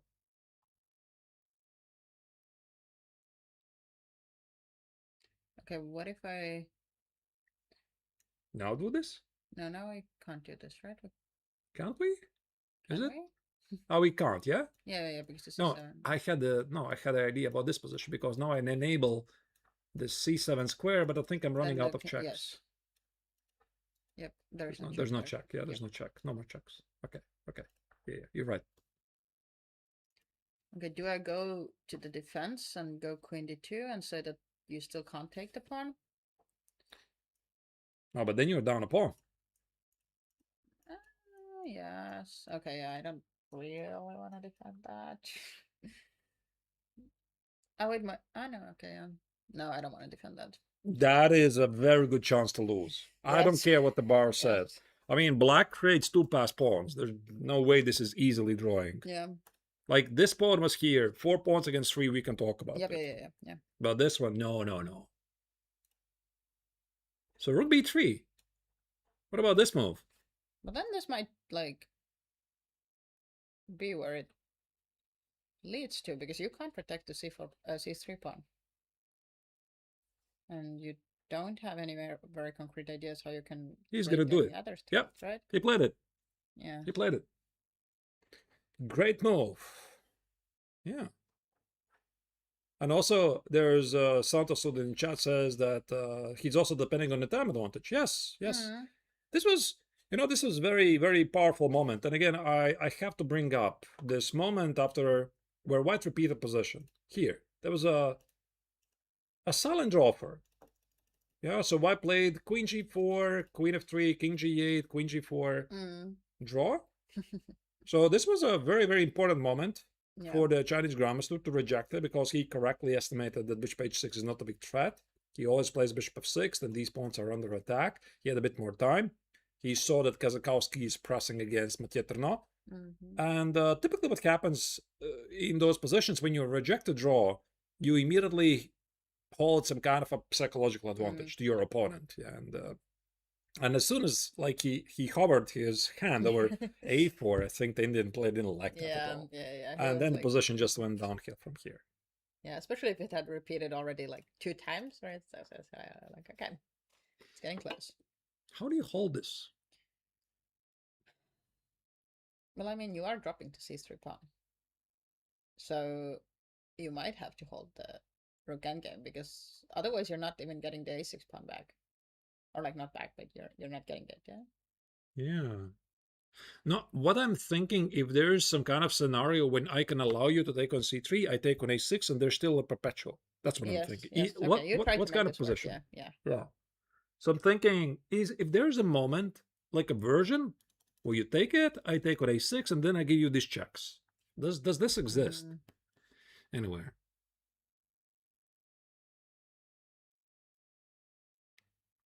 I mean, I don't see, because the only check on the h file is on h4, right? So yeah, and that's the issue. I'm thinking also about this position after rook a3, but it doesn't change anything. Yeah, takes. Yes. Now the queen is on c3, sort of a bit away, but again, the sacrifice doesn't work. Same reason. Yeah. Yep. Same reason. Check, check, check. Check, check, check, check. Here, no more check. Yep. And okay, this check obviously gives nothing because there's king d8. Or king d7, yeah. So this doesn't work. Let me check with the engine. What does it even say? Rook a3? Oh, you're just down a pawn. Yeah. You're just down a pawn. There's nothing you can do about it. He's just down a pawn. Yeah, because we also were not able to find. Yeah. Like, okay, this is literally the best. Okay, now the engine is changing its mind. It says queen d2. And so as to protect this rook endgame where we got, Takes, yes. And okay, the depth is not great. Yeah, but this position. Check here, here, here. Yes. H4, rook d4. And f4. Engine is holding this. I believe that the engine is holding this, but This is like the best. yeah. The best what can do. That's actually a really big issue then, because I think from the human approach, you're really not sure that you're like No. holding this. I think I could self-destruct already from Yeah. here. Yeah. Because if this is the best that you can do, then things are not looking good for Hare Krishnan here at all. Yeah. But I mean, it does make sense. It does make sense in regard of you always try to escape to some rook game. Like you don't want to go for some heavy piece endgame down a pawn or two rooks endgame down a pawn. You always go for a single rook endgame down a pawn. All pawns, same flank basically. You hope there's going to be something there. Yeah, just you don't really calculate this. You just hope. Okay, big moment here happening, and let's check maybe. What happened on the second board? Second board, yeah. Big happened. Kazakowski against Erno. Oh. Kazakowski now seems to be winning. But something else happened. Not what we were looking, but it still seems like Kazakowski's doing really well. Objective winning game. Yeah, because after knight c4, black realized knight c8 doesn't work. Probably because of this idea. Yeah. Which we talked about. Or knight a5. Yeah. So he went for immediate rook h5. Check. Here. Takes. Oh, so he just sacked that one. And why he didn't take? Maybe this pawn is weak. Yeah. Some knight g5. Knight g5, yeah, or still like some bishop a1, bishop a6. Yeah. So black decided, okay, I'm down a pawn. Knight g5 anyway. Yeah. King d6, or white has an extra pawn. That's... Yeah, but then black's position is just collapsing. It's extra pawn and the compensation for it. Yeah, in the best scenario, yeah. I think you can already think about simplifying things with knight f7. D5 looks good. Bishop h3 looks tempting. And 37 seconds for the Frenchman. Yeah. Okay, can I simplify? Sure. Like this, I think loses on the spot, yeah? There's going to be some d5. Yes, and this is a queen, basically. c7. Yes. That's it. So you can't play here. Okay, I'll go to... Here, yeah? Yes, I will attack. I'll take. Yeah, if I've already committed to sacrificing pawns, I kind of have to. Take. Yes, and then I'll take this one. Yep. This should be a win. Yeah, probably. I do believe that. Engine says not so easy, but it feels very close. Yeah. The other idea, there was... what was the other idea? How about I just take? Yeah, I assume I'll take. Oh, no, I just take. Okay, I'll... Can't take with the knight. Yes. That's the easiest I could check, yeah? And now I wanted to do something here, but maybe there's nothing here. Yeah. I wanted to go for some maybe checkmate web. Okay, knight c5. Knight c5, there's going to be check at a5. That's what I thought. Yeah, okay. So I thought you go here, and now I want to play for some checkmate. Like this, this, and this. Oh wait, it's not winning. Oh wait, knight f7. Sorry, my mistake. Knight f7. Okay, that's easier. Yep. And this is gotta be winning. Yeah, because you have the e pawn. Yeah. I think actually it's quite a straight line. Oh, he went for something else. Went for something else. Bishop e3. Okay, play for domination, of course. d5 is incoming next. Yeah. Really powerful play. The G7 pawn at some point might be dropping as well, if you even want that. And also black is gonna lose on time as well. So only 40 seconds. You have to move the king. D5 is incoming most likely. Knight C5 is always somewhere. Or maybe not here. Just play D5. A very strong center. Kazakowski immediately plays it. And yeah, it seems like he's gonna get the job done. Yeah, because if you're going somewhere with the rook, somewhere with the knight, then rook C3 is, well, probably pretty big threat as well. So you probably have to exchange them. Yeah. I think there's bishop E7 that kills the game immediately. You just protect this pawn, collect this pawn, 2 extra pawns, bishops. It just lights out immediately. Yeah, so after this move, I don't see any resistance. Might as well also resign. Knight E4, forcing line. Knight A5, rook C3. Yep. Kazakowski wins. Now look at this. Yeah, finally he's a bit relaxed. Sitting there more comfortable. Knight E4 happens. Something I think it is going to go to this line. We might see a resignation right here. Knight takes on D4, E takes on D4, and possibly the last move of the game, bishop E7. After bishop E7 again, I don't know what black can even do. It just somehow connects white's position together. Yeah. Knight C5. There's no knight C5 even. Yeah, it's just going to be 2 extra pawns for Kazakowski. So he's going to pause here for like 30, 40 seconds. Again, a great side, a great trait for a strong play. Always slow down. You never rush. Double, triple, quadruple check if you are going to make it. Yeah. But the pawn at H4, you don't want to give it up. It's very straightforward move. He already knows he's going to play bishop E7 here. He's just making sure. Yeah, maybe they're like a tiny bit of some goats because he's had so many really winning positions that he's, I think at least a few of them he has messed up. He didn't play bishop E7. What did he go? King D. Okay, so he just wants to pawn immediately, but okay, I didn't expect that, but it's still good, yeah? Yeah. But I thought the bishop E7 was very clear, shut out the rook from the game. That is a bit strange. But okay, if he saw this position is winning, then why not?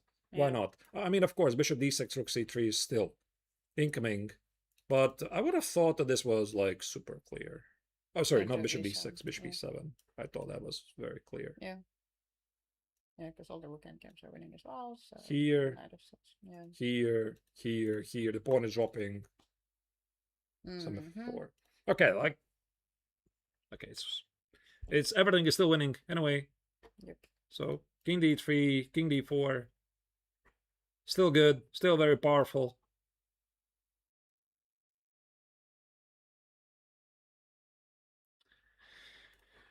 And yeah, this game is continuing for a while.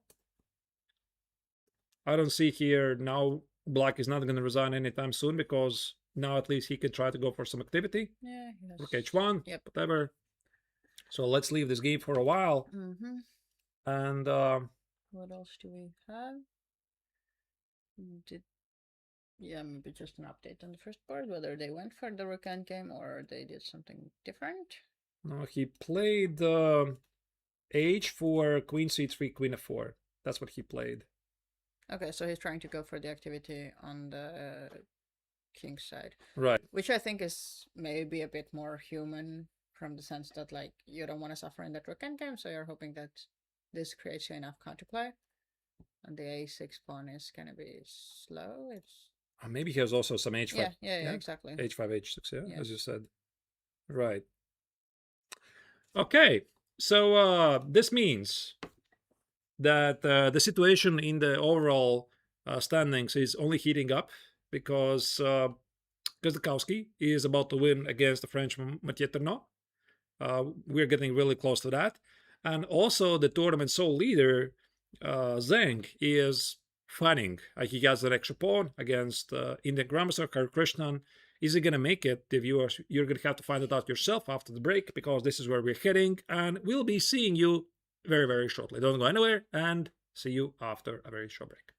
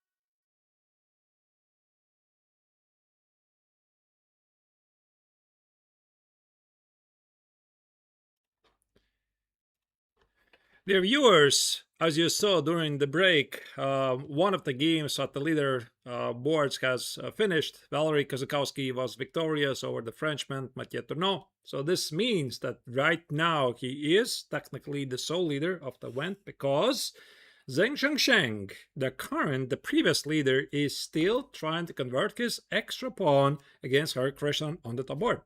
Yes, exactly. So he's definitely putting some pressure on the Chinese Grandmaster to now try to keep his lead, maybe. And we also just saw that white committed to h6, which, according to our dearest engine, is a mistake. We are definitely going to try to break down why it's a mistake. But first, let's see what are the moves we miss. Probably not so many. Not so many moves, yes. yeah. After rook b3, we saw that h4 was played. And now that I was looking at this, I realized it's a pretty good try. Yeah. This h5, h6. Yes. Yeah, I think it makes sense from a human perspective. Exactly. Yeah. So h5, rook b1, threatening to trade rooks and also some checkmate ideas. White took it, queen b1, and h6 is a mistake. And now I'm wondering why this is a mistake. Can I force things with queen e4? Yeah, I was thinking the same as well, because takes, and now you probably take, and then what is this, yeah? You have the a-pawn. And the rook is exactly where it belongs. Exactly, and white's rook is where it kind of should not be. Like, this is what we were taught when we learned the rook endgame. Yeah, but maybe it's some concrete ideas, like perhaps this pawn is not going to be in time. Or let's say rook a5. Yeah, try to cut the king somehow. Exchange as many pawns as possible also makes sense. Yeah, and maybe the point is that there's no real progress. Yeah. We could see something like this. Let's say g4, g5. The king is gonna run to the corner. Well, not like this, of course. King c2. No, also not like this. Maybe there's include g6. Maybe there's some very concrete lines. My idea was to put the king in the corner and then try to trade these pawns. But even this is not so clear. Actually, Engine does like queen e4. Engine says this is a mistake. But it's such a human move. Yeah. But on the other hand, maybe you can try to do it in a smarter way. I was trying to, but I'm not sure that g6 works because you have. I was trying to, yeah, but it creates some issues.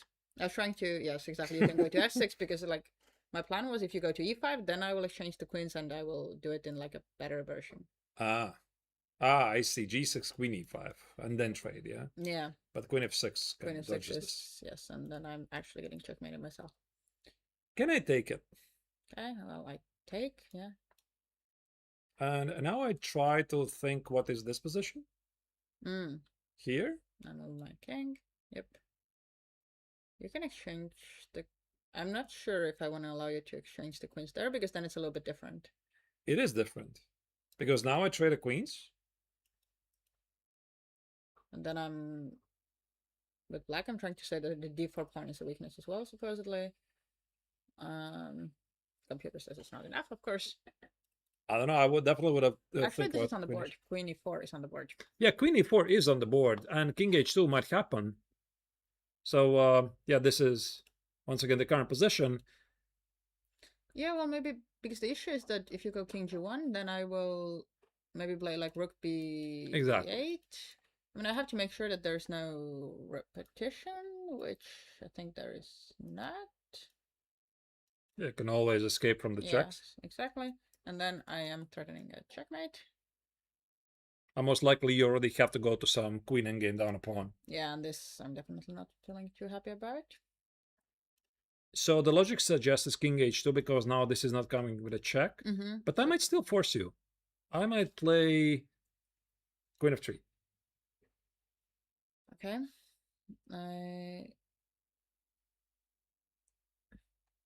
If you play king g1, I want to do the same. You give me checks, I go here.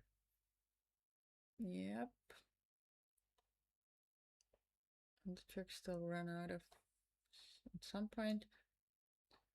Check here. Yeah. And d7 is kind of a safe square.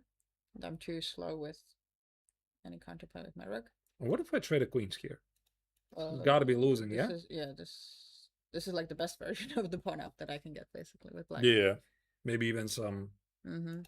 some f5, a5. Yeah. Or first a5, of course. Yep. Then f5, fix things to With the your king side. Yep.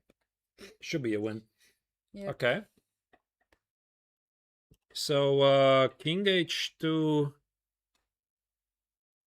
You went queen of 3. yes. Maybe also queen of 5 is a move, just to take away some checks. But then I don't like that if I now play rook b8, you might actually take the pawn.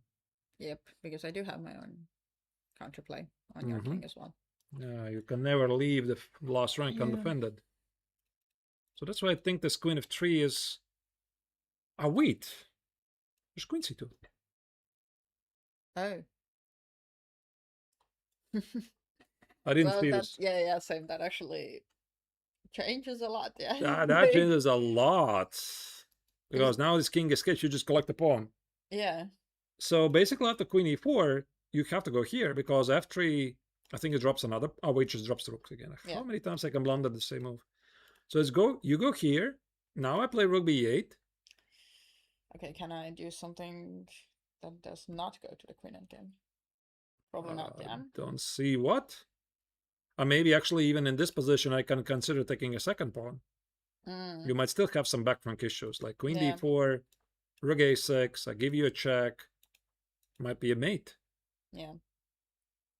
No, Okay, but so then if white I is do borderline losing. Yes, so then if I have to go rook a1, I will probably do that after the g5 check, because in that case, at least you can't take the second pawn, I think. Which is why? Because I am trying to claim that there's some repetition somewhere. Where? I do not see. Rook a6 here. Yes, now I can take, I think. But it's Or going to be a apparently I mate, can't. no? You get back with a check, yeah. That feels like a mate to me. Why is this not that bad? King h2 is played, by the way. Oh, so that... Wait. So, that's it. That's it, he's collapsing. That is played. And now, by now, typically this is where it hits you like a thunderbolt from the sky. Queen c2. Queen, Yes, that's quite the quickly, monster yes. move. Wow. So king g1 was the better resistance, but white's position really was very difficult. And just like that, I think that Zheng Zheng Zheng is going to keep his sole lead. Yeah. And I mean, in that case, this is a super impressive game. Because he could have... Taking the draw would have been the logical outcome, and also, like, you know, very human way of approaching the tournament situation. But he was like, nah, I'm gonna go and play, and then he's rewarded probably, right? Yeah. Fighting spirit is very often rewarded. So no draws between GMs here.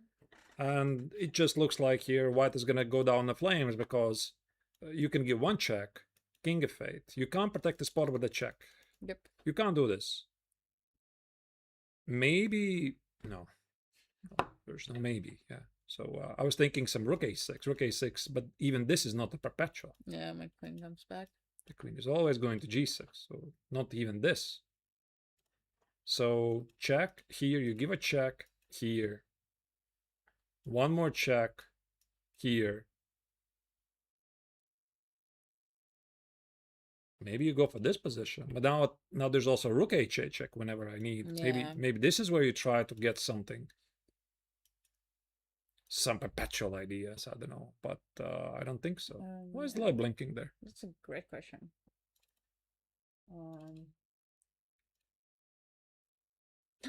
We're having a little disco. Yeah, I can try to. I'll try to. Okay, sure, it, yes. sure. Thank you. We had some weird side effects here from time to time. Sometimes noises, sometimes the light is flickering.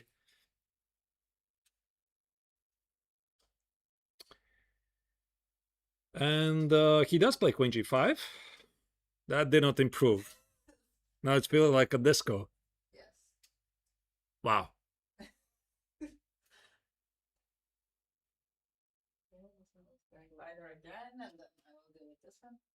Maybe just shut it off, Switch yeah. the small ones off and we should Okay. be fine. Okay, King of 8, the only move by black, but it was pretty predictable. Queen h6, some spite checks, doesn't change anything.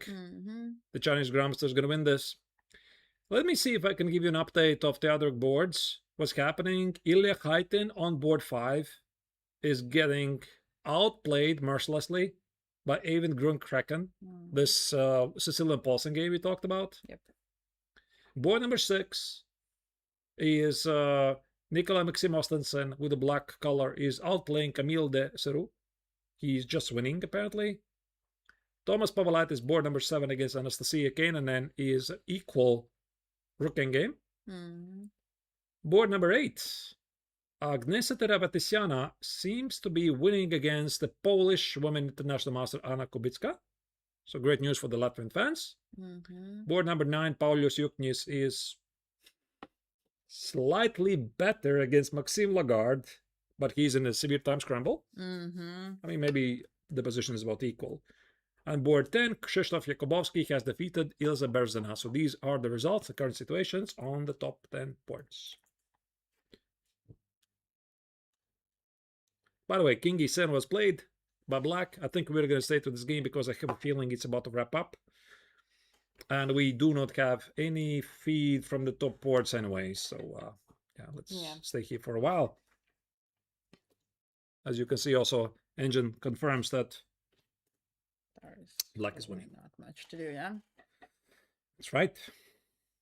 Another issue might be that you're just... Like, you can't just even give up the pawn and play on. Like... Rook b4. Okay, he found a resource, going for some counterplay. Rook b4, rook b7. Kind of makes sense. But now I think it's also good that the Chinese Grandmaster has 15 minutes, so he can check quite a few times that he's not running into any kind of perpetual checks. I think the rook is dropping with a check. Yeah, the speed and the confidence that he's playing with is... Let's see. Yeah. Can I collect this rook somehow with a check? Here. Yes, let's try. Check.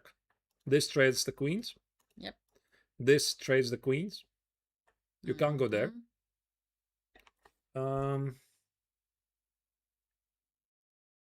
Wait, actually, how do I do this? Check here. Check here. I can't force the trade, can I? But I mean, the other point is that if I go rook, let's say I go rook g8, you have one check, and then on b7, yeah? Yes, and then I'll go to d6, and then you have one more check, but I think you're running out of checks. Maybe just do it right here. Yeah, I want to also get some of the other squares under control, but it might not even be relevant. Yeah. Yeah, like first give a check maybe on f1 and then play rook g8 or something, yeah? But yeah, maybe it doesn't matter really. So these checks by the queen are not dangerous. So one check. King d6. King d6, queen f4 has got to be winning for black. Yep. And that's it. Yeah, rook g8, great idea.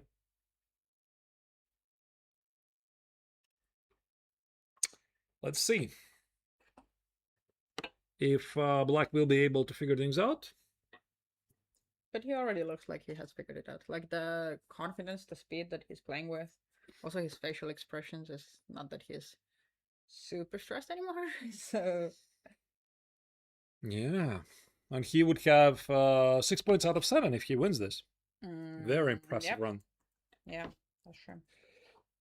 Sorry. And then he's probably gonna get white in the next game.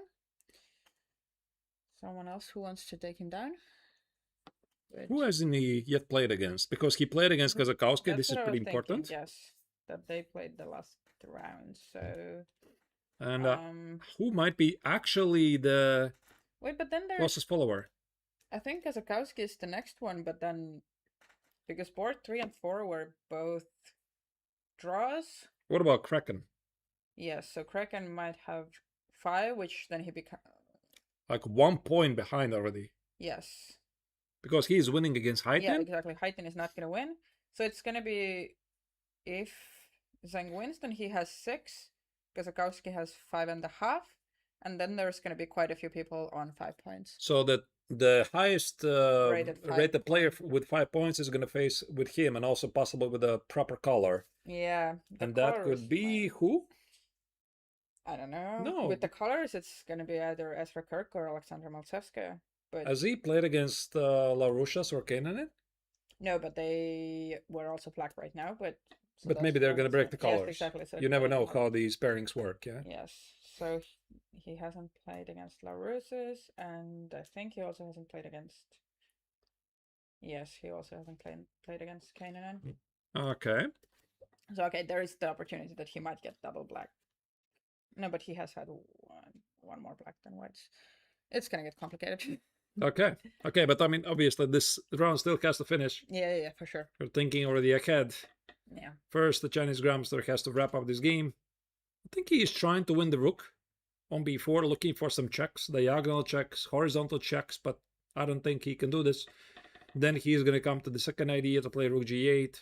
No need to rush. He has 12 minutes. Yeah. And of course, I think after the end of the tournament, we're going to try to have a winner of the event here for a short interview. Yeah, true. Would be great to hear what they have to say.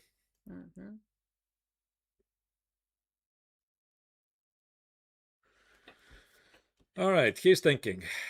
He's thinking. Let's switch. Let's switch while he's thinking. He might do this like for 5 minutes still. Yep. Yeah, we can keep the camera on them because. Yeah, let's keep the camera on them. You're right. Anyways.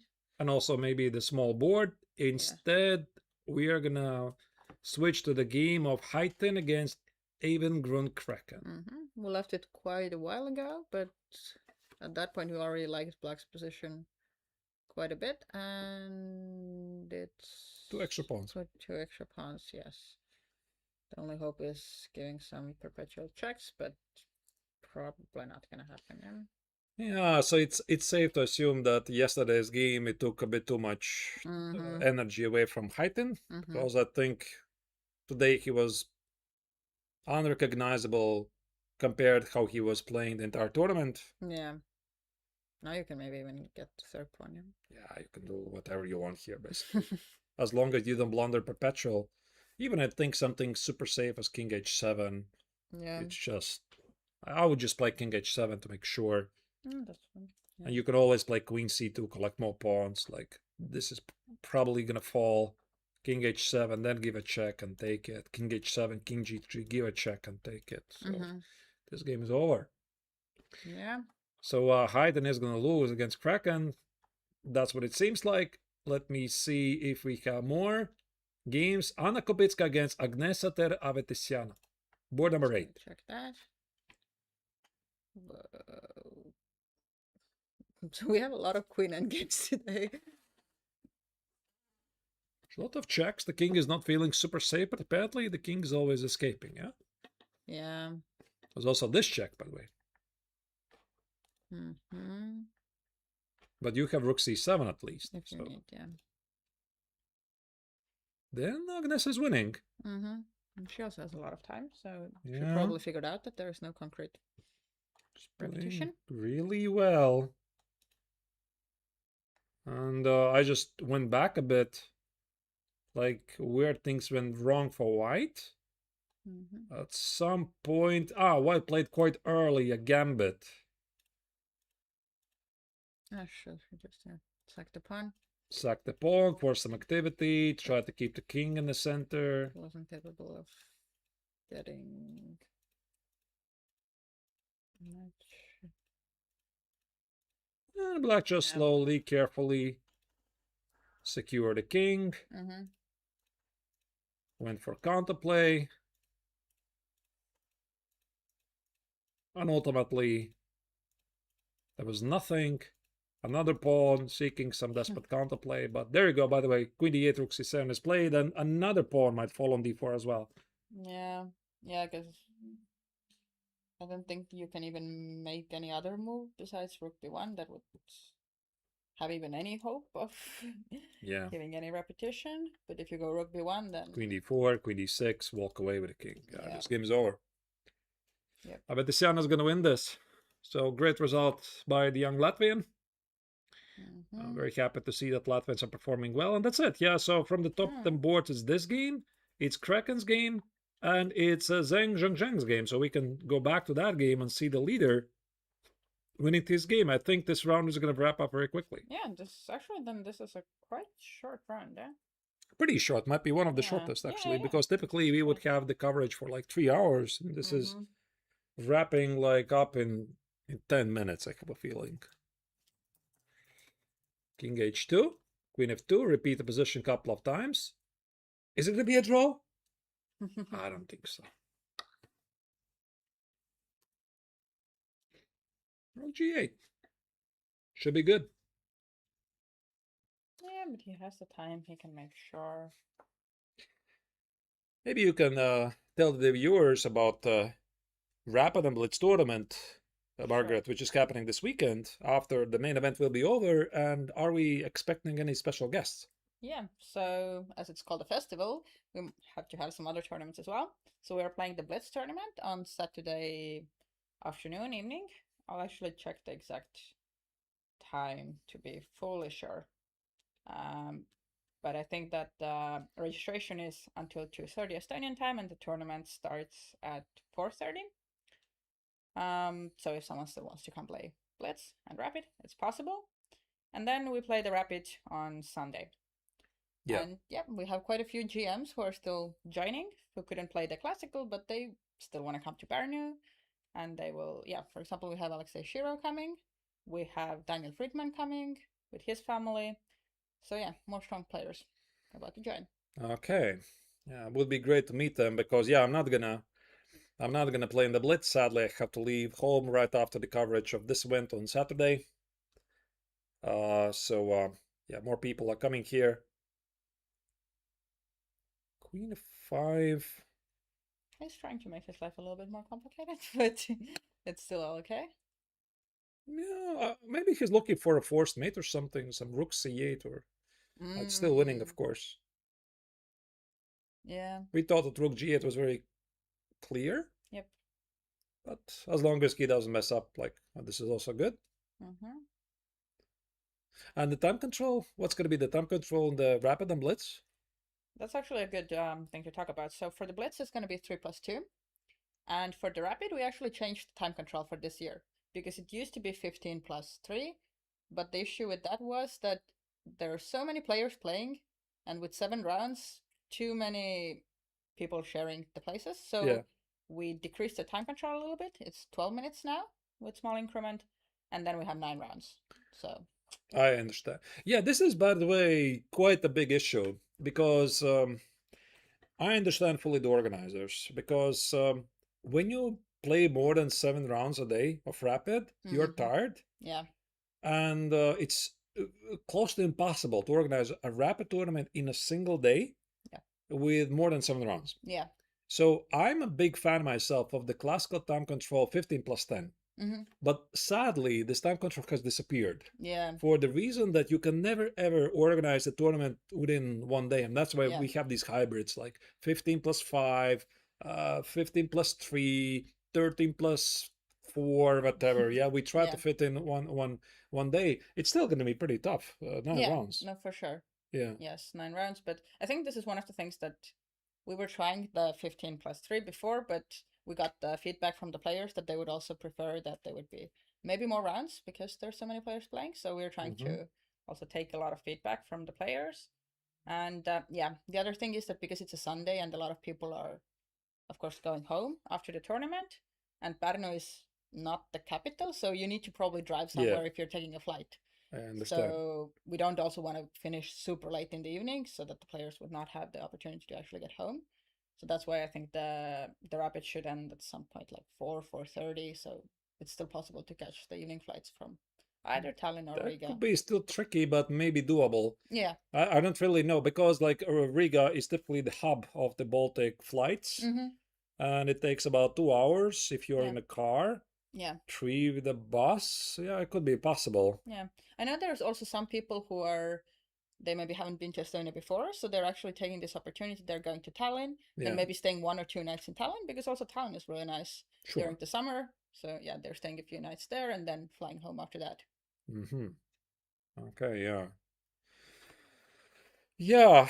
Uh, that's the thing, the viewers, in case you're watching this and you're still not part of this event and you're in a close vicinity somewhere here, you can come to play here in Parnu for the Rapid and Blitz. Otherwise, you can mark your calendars. I'm hoping that the event is in a return also for the next year. Typically, it's like the last week of July, Yeah, something so, like that. yeah, last week of July or first week of August. We still haven't fully decided the next year's dates, but it's gonna happen. We're gonna close this festival, rest a little bit, and then start planning the next one. Okay. That's how it goes. All right. I wish you best of luck so that it happens. That's needed, yes. Okay. Now let's go back to the game. One thing which a bit surprises me, why this game has not yet wrapped up. Yeah, and the more he's thinking, the more nervous everyone can get, yeah. Is there rook c8 here? There was a question in the chat. Like, yeah, maybe, but after rook c8, I'm going to give you a check here. And I'm going to give you another check.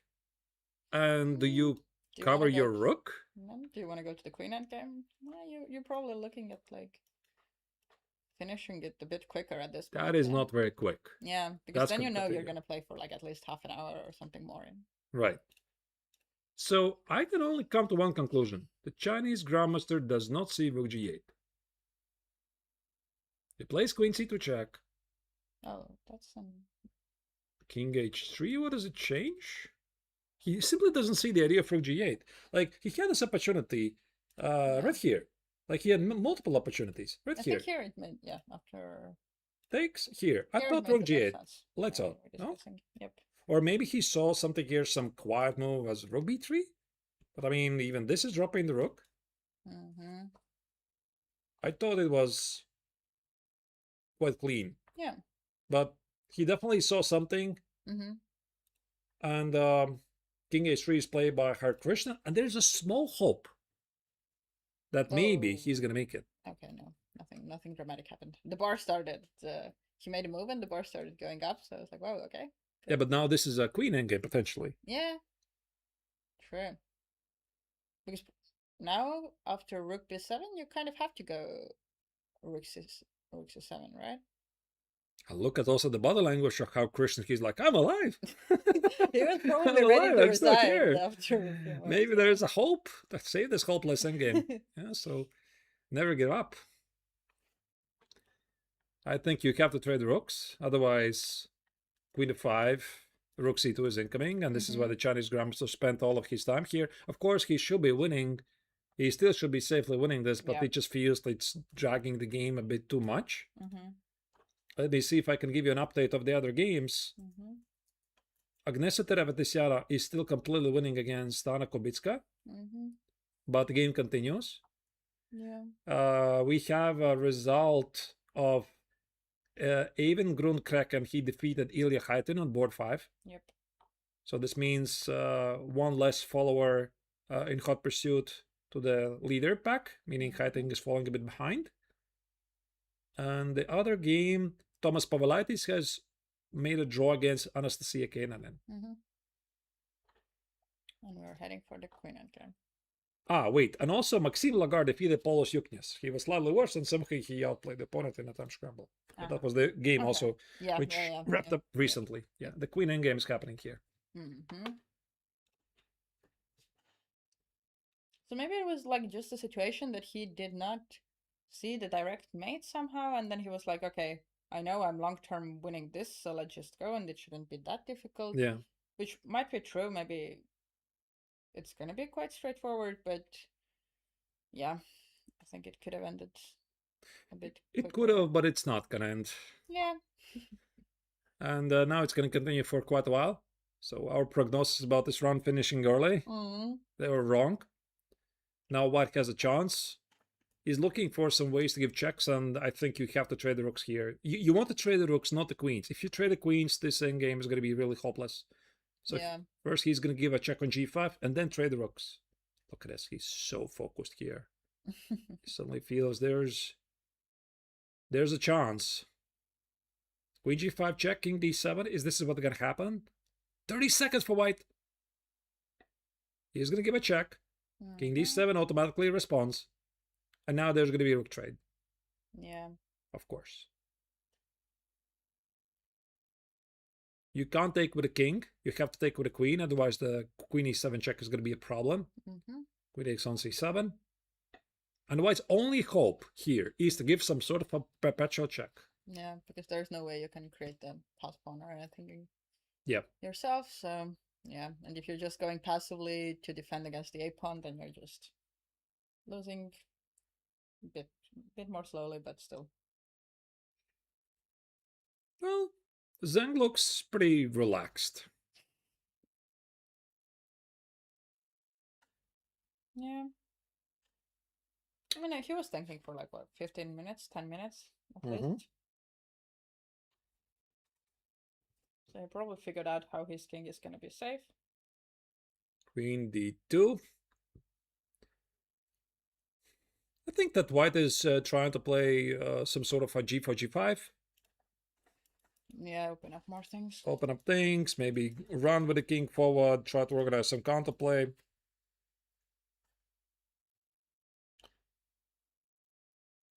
But the a pawn is quite quick, so.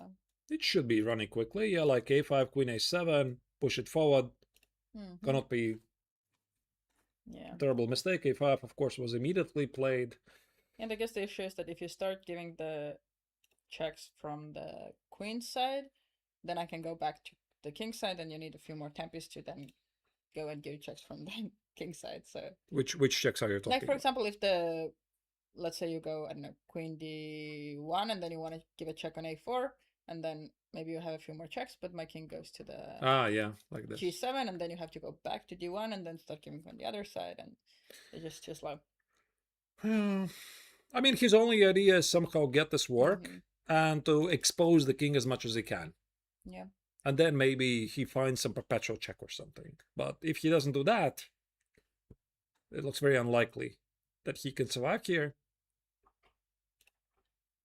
He plays queen b2. Okay. Just opened him some possibilities for some checks. It doesn't really threaten anything. Yeah.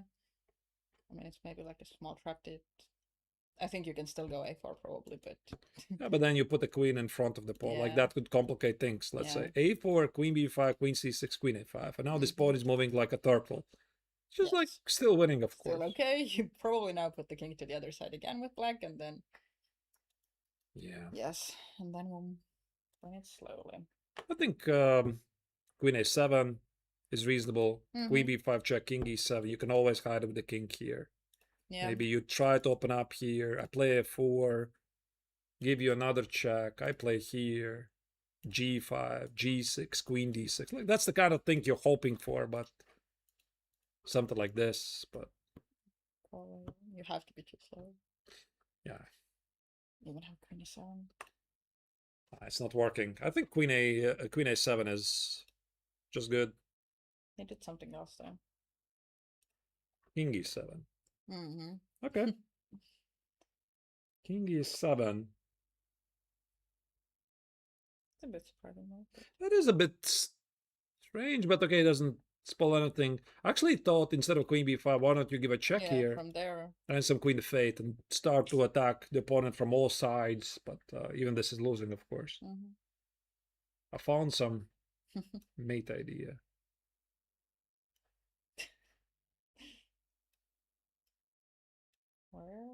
Where's the mate, by the way? Where's the mate, by the way?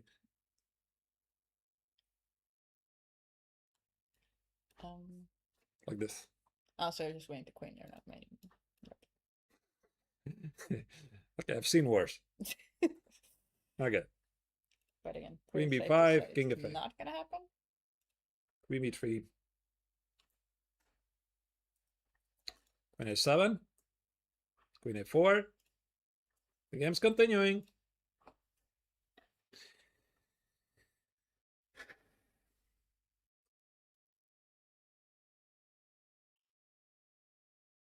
He's reaching for the move. Okay, king g7 can't really spoil things. That's the thing. Like, you can always run back with a king. As you said, Margaret, put the king on g7. When you're not sure, put it back. So maybe he needs to be careful to blunder some sort of perpetual like this. Queen g5, queen d8, queen g5. Yeah. Queen d1.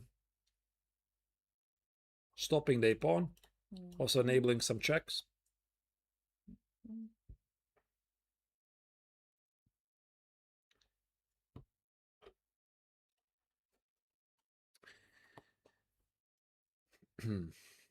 Okay.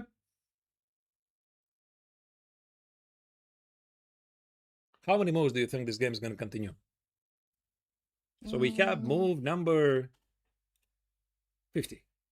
15. Let's make a guess. Oh, so it's again whether it's gonna get to the second score sheet or not. I think it's maybe like 15 moves. So I think 15. Yeah, I think they're gonna get to the second score sheet, but by that point it's clear that the pawn is gonna go and then she's gonna resign. Between 10 and 15, I think. Well, I'm going to say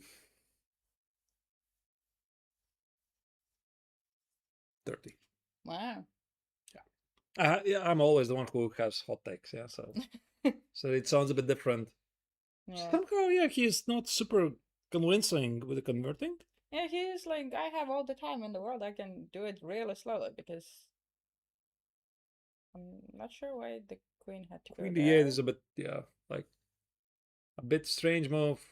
Take care of the last rank, whatever. Doesn't generate any threats. Check. Yeah, that's why. I mean, the pace is very slow with this converting. He's definitely enjoying this. Torturing the opponent, yeah. Yeah. King of Fate. I also do not fully understand why the black queen had to be on d8, but again, it doesn't spoil anything. Black has a pass pawn, it should roll forward. Yep. Really blessed with these long games. Final games, and typically at the leaderboards. Yeah. Like this is like round 3 already. We had 2 games by Canaan. Yep. Both of these games, 100 plus most finish in a draw. And this one is going to be decisive, most likely. Well, but it's good to see that toppers are fighting them until the very end. Yeah. Okay. Now there's a trick. You can't go a4 now. Yeah, the trick, of course, is this check with a3. Can't do that. Then I agree we're going to be here for another 30 moves if that happens. Yeah, but I mean, the a-pawn is not going forward already for like 6 moves. After a5, there's been 6 moves, and it's not going forward. That's why 6 moves, 6 moves, 6 moves, and 6 moves. That's why my 30 moves. Uh-huh. Okay. Yes. Yes. So there was a math behind my hot take. Yes, my logic was that once it gets to the a3, then what is going to be like, yeah, okay, it's too close. There's no hope. Yes. Okay. Maybe he's thinking about winning the pawn on d4 somehow. Yeah, I was thinking as well, like, is that what he wants to do? But I'm not sure. You need that pawn, per se? I don't know.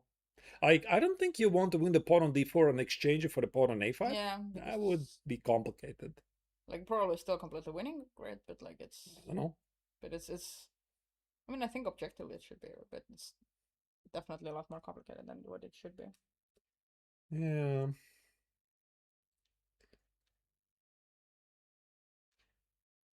Queen b6. I will play queen b6 here. Attack the pawn. Put it on a6. Yeah. Actually, queen a7 stands really nice. It protects the pawn on f7, protects the pawn on a5. Push forward a pawn. Queen, where does he go with the queen? Queen g5. Why did he do this? Wait, he's giving up the pawn on a5. Whoa.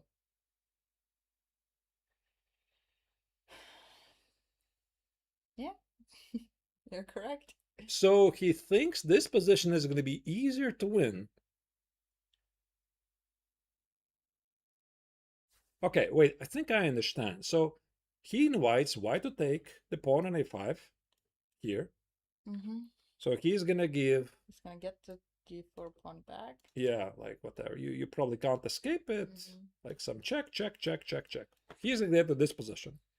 And he's thinking that inevitably the queen is going to go to d5, protect the g5 square, and d4, d3, d2 with an exposed king. It should be a win. I mean, I believe that, but I also believe that, but again, it feels a bit complicated, yeah? Yeah. There's nothing wrong with the plan. But it's one pawn less. Our Christian might go for this. Or he senses a weakness. He doesn't do that. He plays queen e1. Mm. He doesn't want to give black an easier way to convert it. Not very convincing play so far by the Chinese player. Yeah, well, which is actually surprising because he was playing a really, really good game, right? And I mean, okay, it's still all fine, but like the game before that was impressive. And that's why it said it's going to be 30 moves. Yes, you have more experience with this. So, this was, when did I set? Move 50. Yeah, I said Yeah, this, it yeah? was, yeah, 15. Okay. 3 moves got being played. Queen a1. Yes. Protect the pawn on d4. Stop the pawn on a4.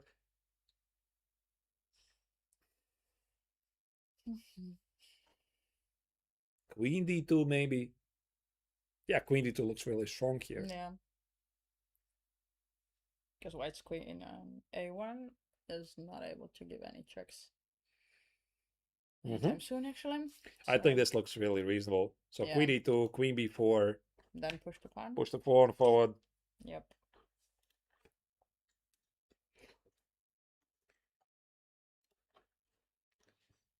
Everybody's waiting for this because this might be also the final game. Let me check the overview camera. Oh yeah, we can actually see whether some other people What's are happening playing. there?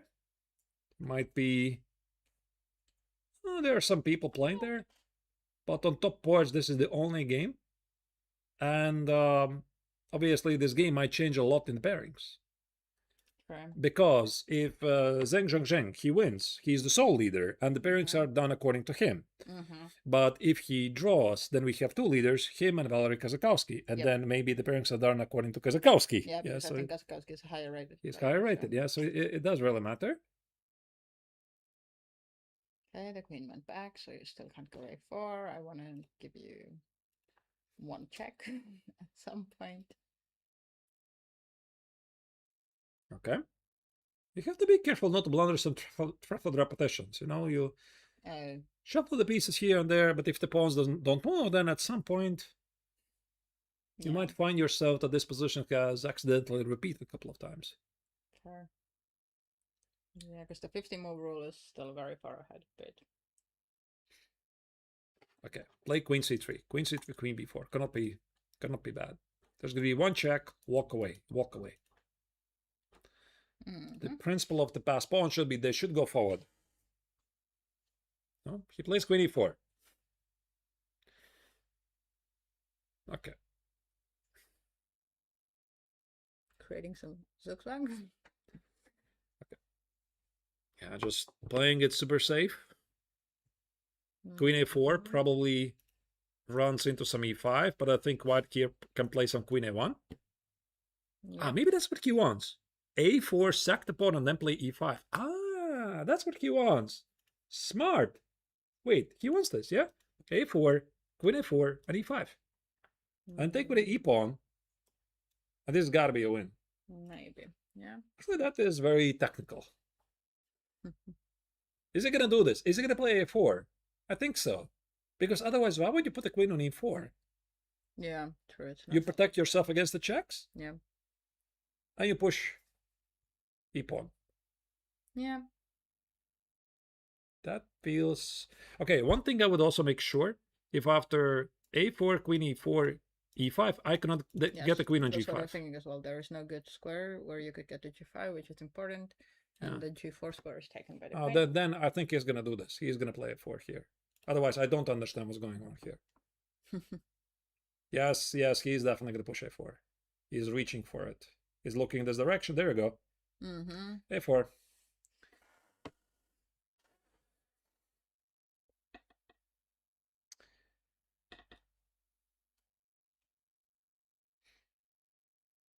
Okay, I don't think that white can reject this because black is going to trade the a-pawn for the d-pawn anyway. He takes it, and now comes c5. Yes, so this is what we expected. Yep. e5, obviously you could take the pawn, that's a pin. And black also gives himself the opportunity to take with a queen on d4, but I think the big idea is he wants to take with a pawn, play d3, play d4, watch out for the perpetuals, and this pawn should promote, because this king is prone to deliver get some unpleasant checks. Yeah, so should be completely winning. But we said that already an hour ago. Yes. And the game still continues. Yeah.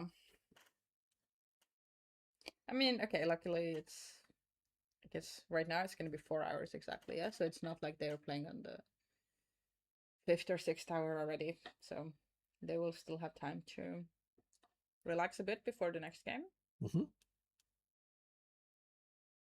The last big decision for black, do you take with the queen or the pawn? Now, which one is easier? I think taking with the pawn looks reasonable. You keep the queen centered.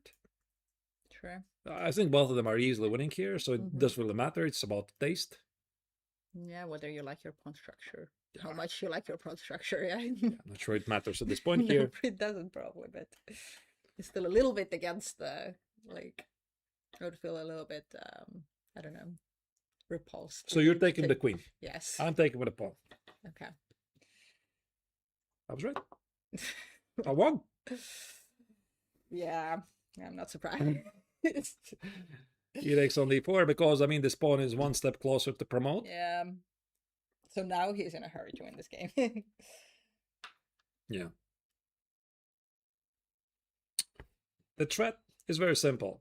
Here, here, here. You need to watch out for the perpetual on g5. Queen d8, queen g5 is something I would definitely try. Yep. How to be smart about it. You can play queen d8 immediately. But queen e5 stops this. d3 is unstoppable. Yes, and we don't have any yet. Nah. What's the other square to attack this? Maybe through d2 somehow? Queen a5, queen e2. You trade the queens. You can't do this. Queen a5 even, yeah. There's no ideas. I think queen e5 is very, very strong here. But queen e5, there's also you're loosening the control to g4 square. You're just gonna centralize the queen, I think. No? First, give a check. To get the queen on h5 and then play d3. That's what he wants. More concrete, yeah. Check and d3. You can always give checks. It doesn't spoil your position. So maybe you go back. King g1. King h1 something. King g1 maybe. To stop queen h5.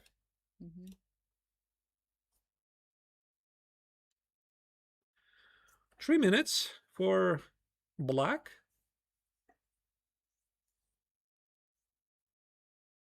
King g1 is played. Yeah, it makes sense. You don't want to help your opponent. And maybe even here you can you push forward the pawn? Like here? Can you do this? d3? You can try to calculate them. Check. Here. Check. Here. And Not even that no difficult to checks. calculate. Yep. No more checks. Yeah. Yep. So d3 seems to be good. You can try to take it here. And okay, maybe this is a bit too complicated, yeah? And I can give a check on e3 and then go. Ooh, I found the draw. Tried really hard. I found the draw. Okay, let's follow the game. Queen e3 check. Yep. And so he might be doing the same thing, because now you can go d3 and then yes. if the queen takes, then you can go d2 and there are no checks. Yes. That makes sense. Okay. King g2. Is black gonna defend the pawn on d5? Or he is gonna do something else? I Like, think he's gonna go with the pawn. actually, I think the sort of easiest way to win this was to play immediately queen e5, attack the pawn, and then play d3. Yep. I thought that was very clean, but Okay. whatever. Queen e3, king g2. The question is, does giving up the pawn on d5 involve any risk? That's the question. Yeah, so d3, here, d2. d2. Because you still need to make a couple of moves, and maybe your king is left against some perpetual. But where can you give me even a check? I don't know, some king h3 something. And queen e6. But... Okay, he went d3. d3 is played. We're not going to get 30 moves, are we now? No. You're right. 61, 11 moves played so far. They took the new score sheets, so now they've already committed to that. No, but the way the game was proceeding, Hare Krishna had to give it a try because I also thought that Yeah. Black's technique was not super convincing. Yeah, of course, there was no like obvious point where he should have resigned, right? So Yeah. that's not logical. Also, I think this is very often what the players are taking into account. How convincing are their opponents? If they play quickly, they very quickly show the plans, like, okay, fine, I understand, I have lost the game. This is why we're yesterday being a bit critical of Ville Heitin's playing style against Tova Kenanen, because he was always playing the most in the last seconds. And this basically invites your opponent to try and try and try. So being more confident sometimes can convince your opponent either stop resisting or stop trying. Yeah. D2. Okay, D2 is on the board, so. Queen E2 check is unstoppable, yeah? Yeah. That's it. This might be the final move. King H3. Queen G5 check. What? No, Queen H5. Okay, Queen but then E4 there's a check.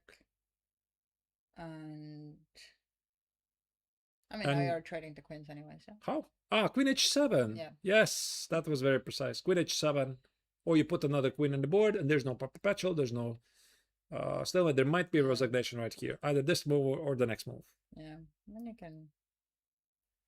can go King G1, I guess, but King G1, Queen E1, promote the queen. yeah, there's so no there is perpetual. no perpetual, exactly. The king is always escaping to the 8. King H2 and Queen H7 is going to be the final move of the game. Right here. Both of them, they know this. Right here. There you go.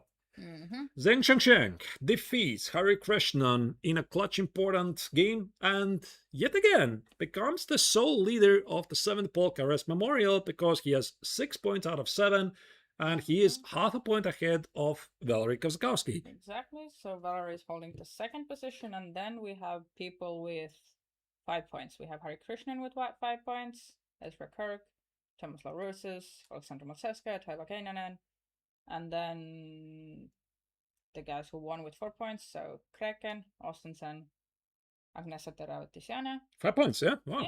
Yeah. Okay. So that's the situation in the top. Could be really interesting, but I think right now the Chinese Grandmaster is in a pole position to win the event because he's going to play white. Yep. He's the leader. That's the rule, by the way. That's the perk of being a tournament leader because the pairings are done according to you. So you play with black, you're always going to play the next one with white. Unless there's some very concrete reasons. Some very big exceptions. Yeah, exactly. Yeah. So this means also, ladies and gentlemen, that we are wrapping up the coverage for this round 7 of the Paul Keres Memorial, and we'll be back in exactly 3 hours. In 3 hours, once again, tune in to follow the round 8 of the event and find out the answers. If the Chinese Grandmaster is going to keep his lead in the event, or there is going to be somebody who is going to rise from the follower group and stop, so far, the flawless leader. Final words from you, Margaret. Yeah. I'm excited to go get lunch and then excited to come back. So I hope people do the same. Love it. Love it. Let's do that. So, the viewers, thank you for spending your time with us. Hope you like the coverage, and we hope to see you in 3 hours.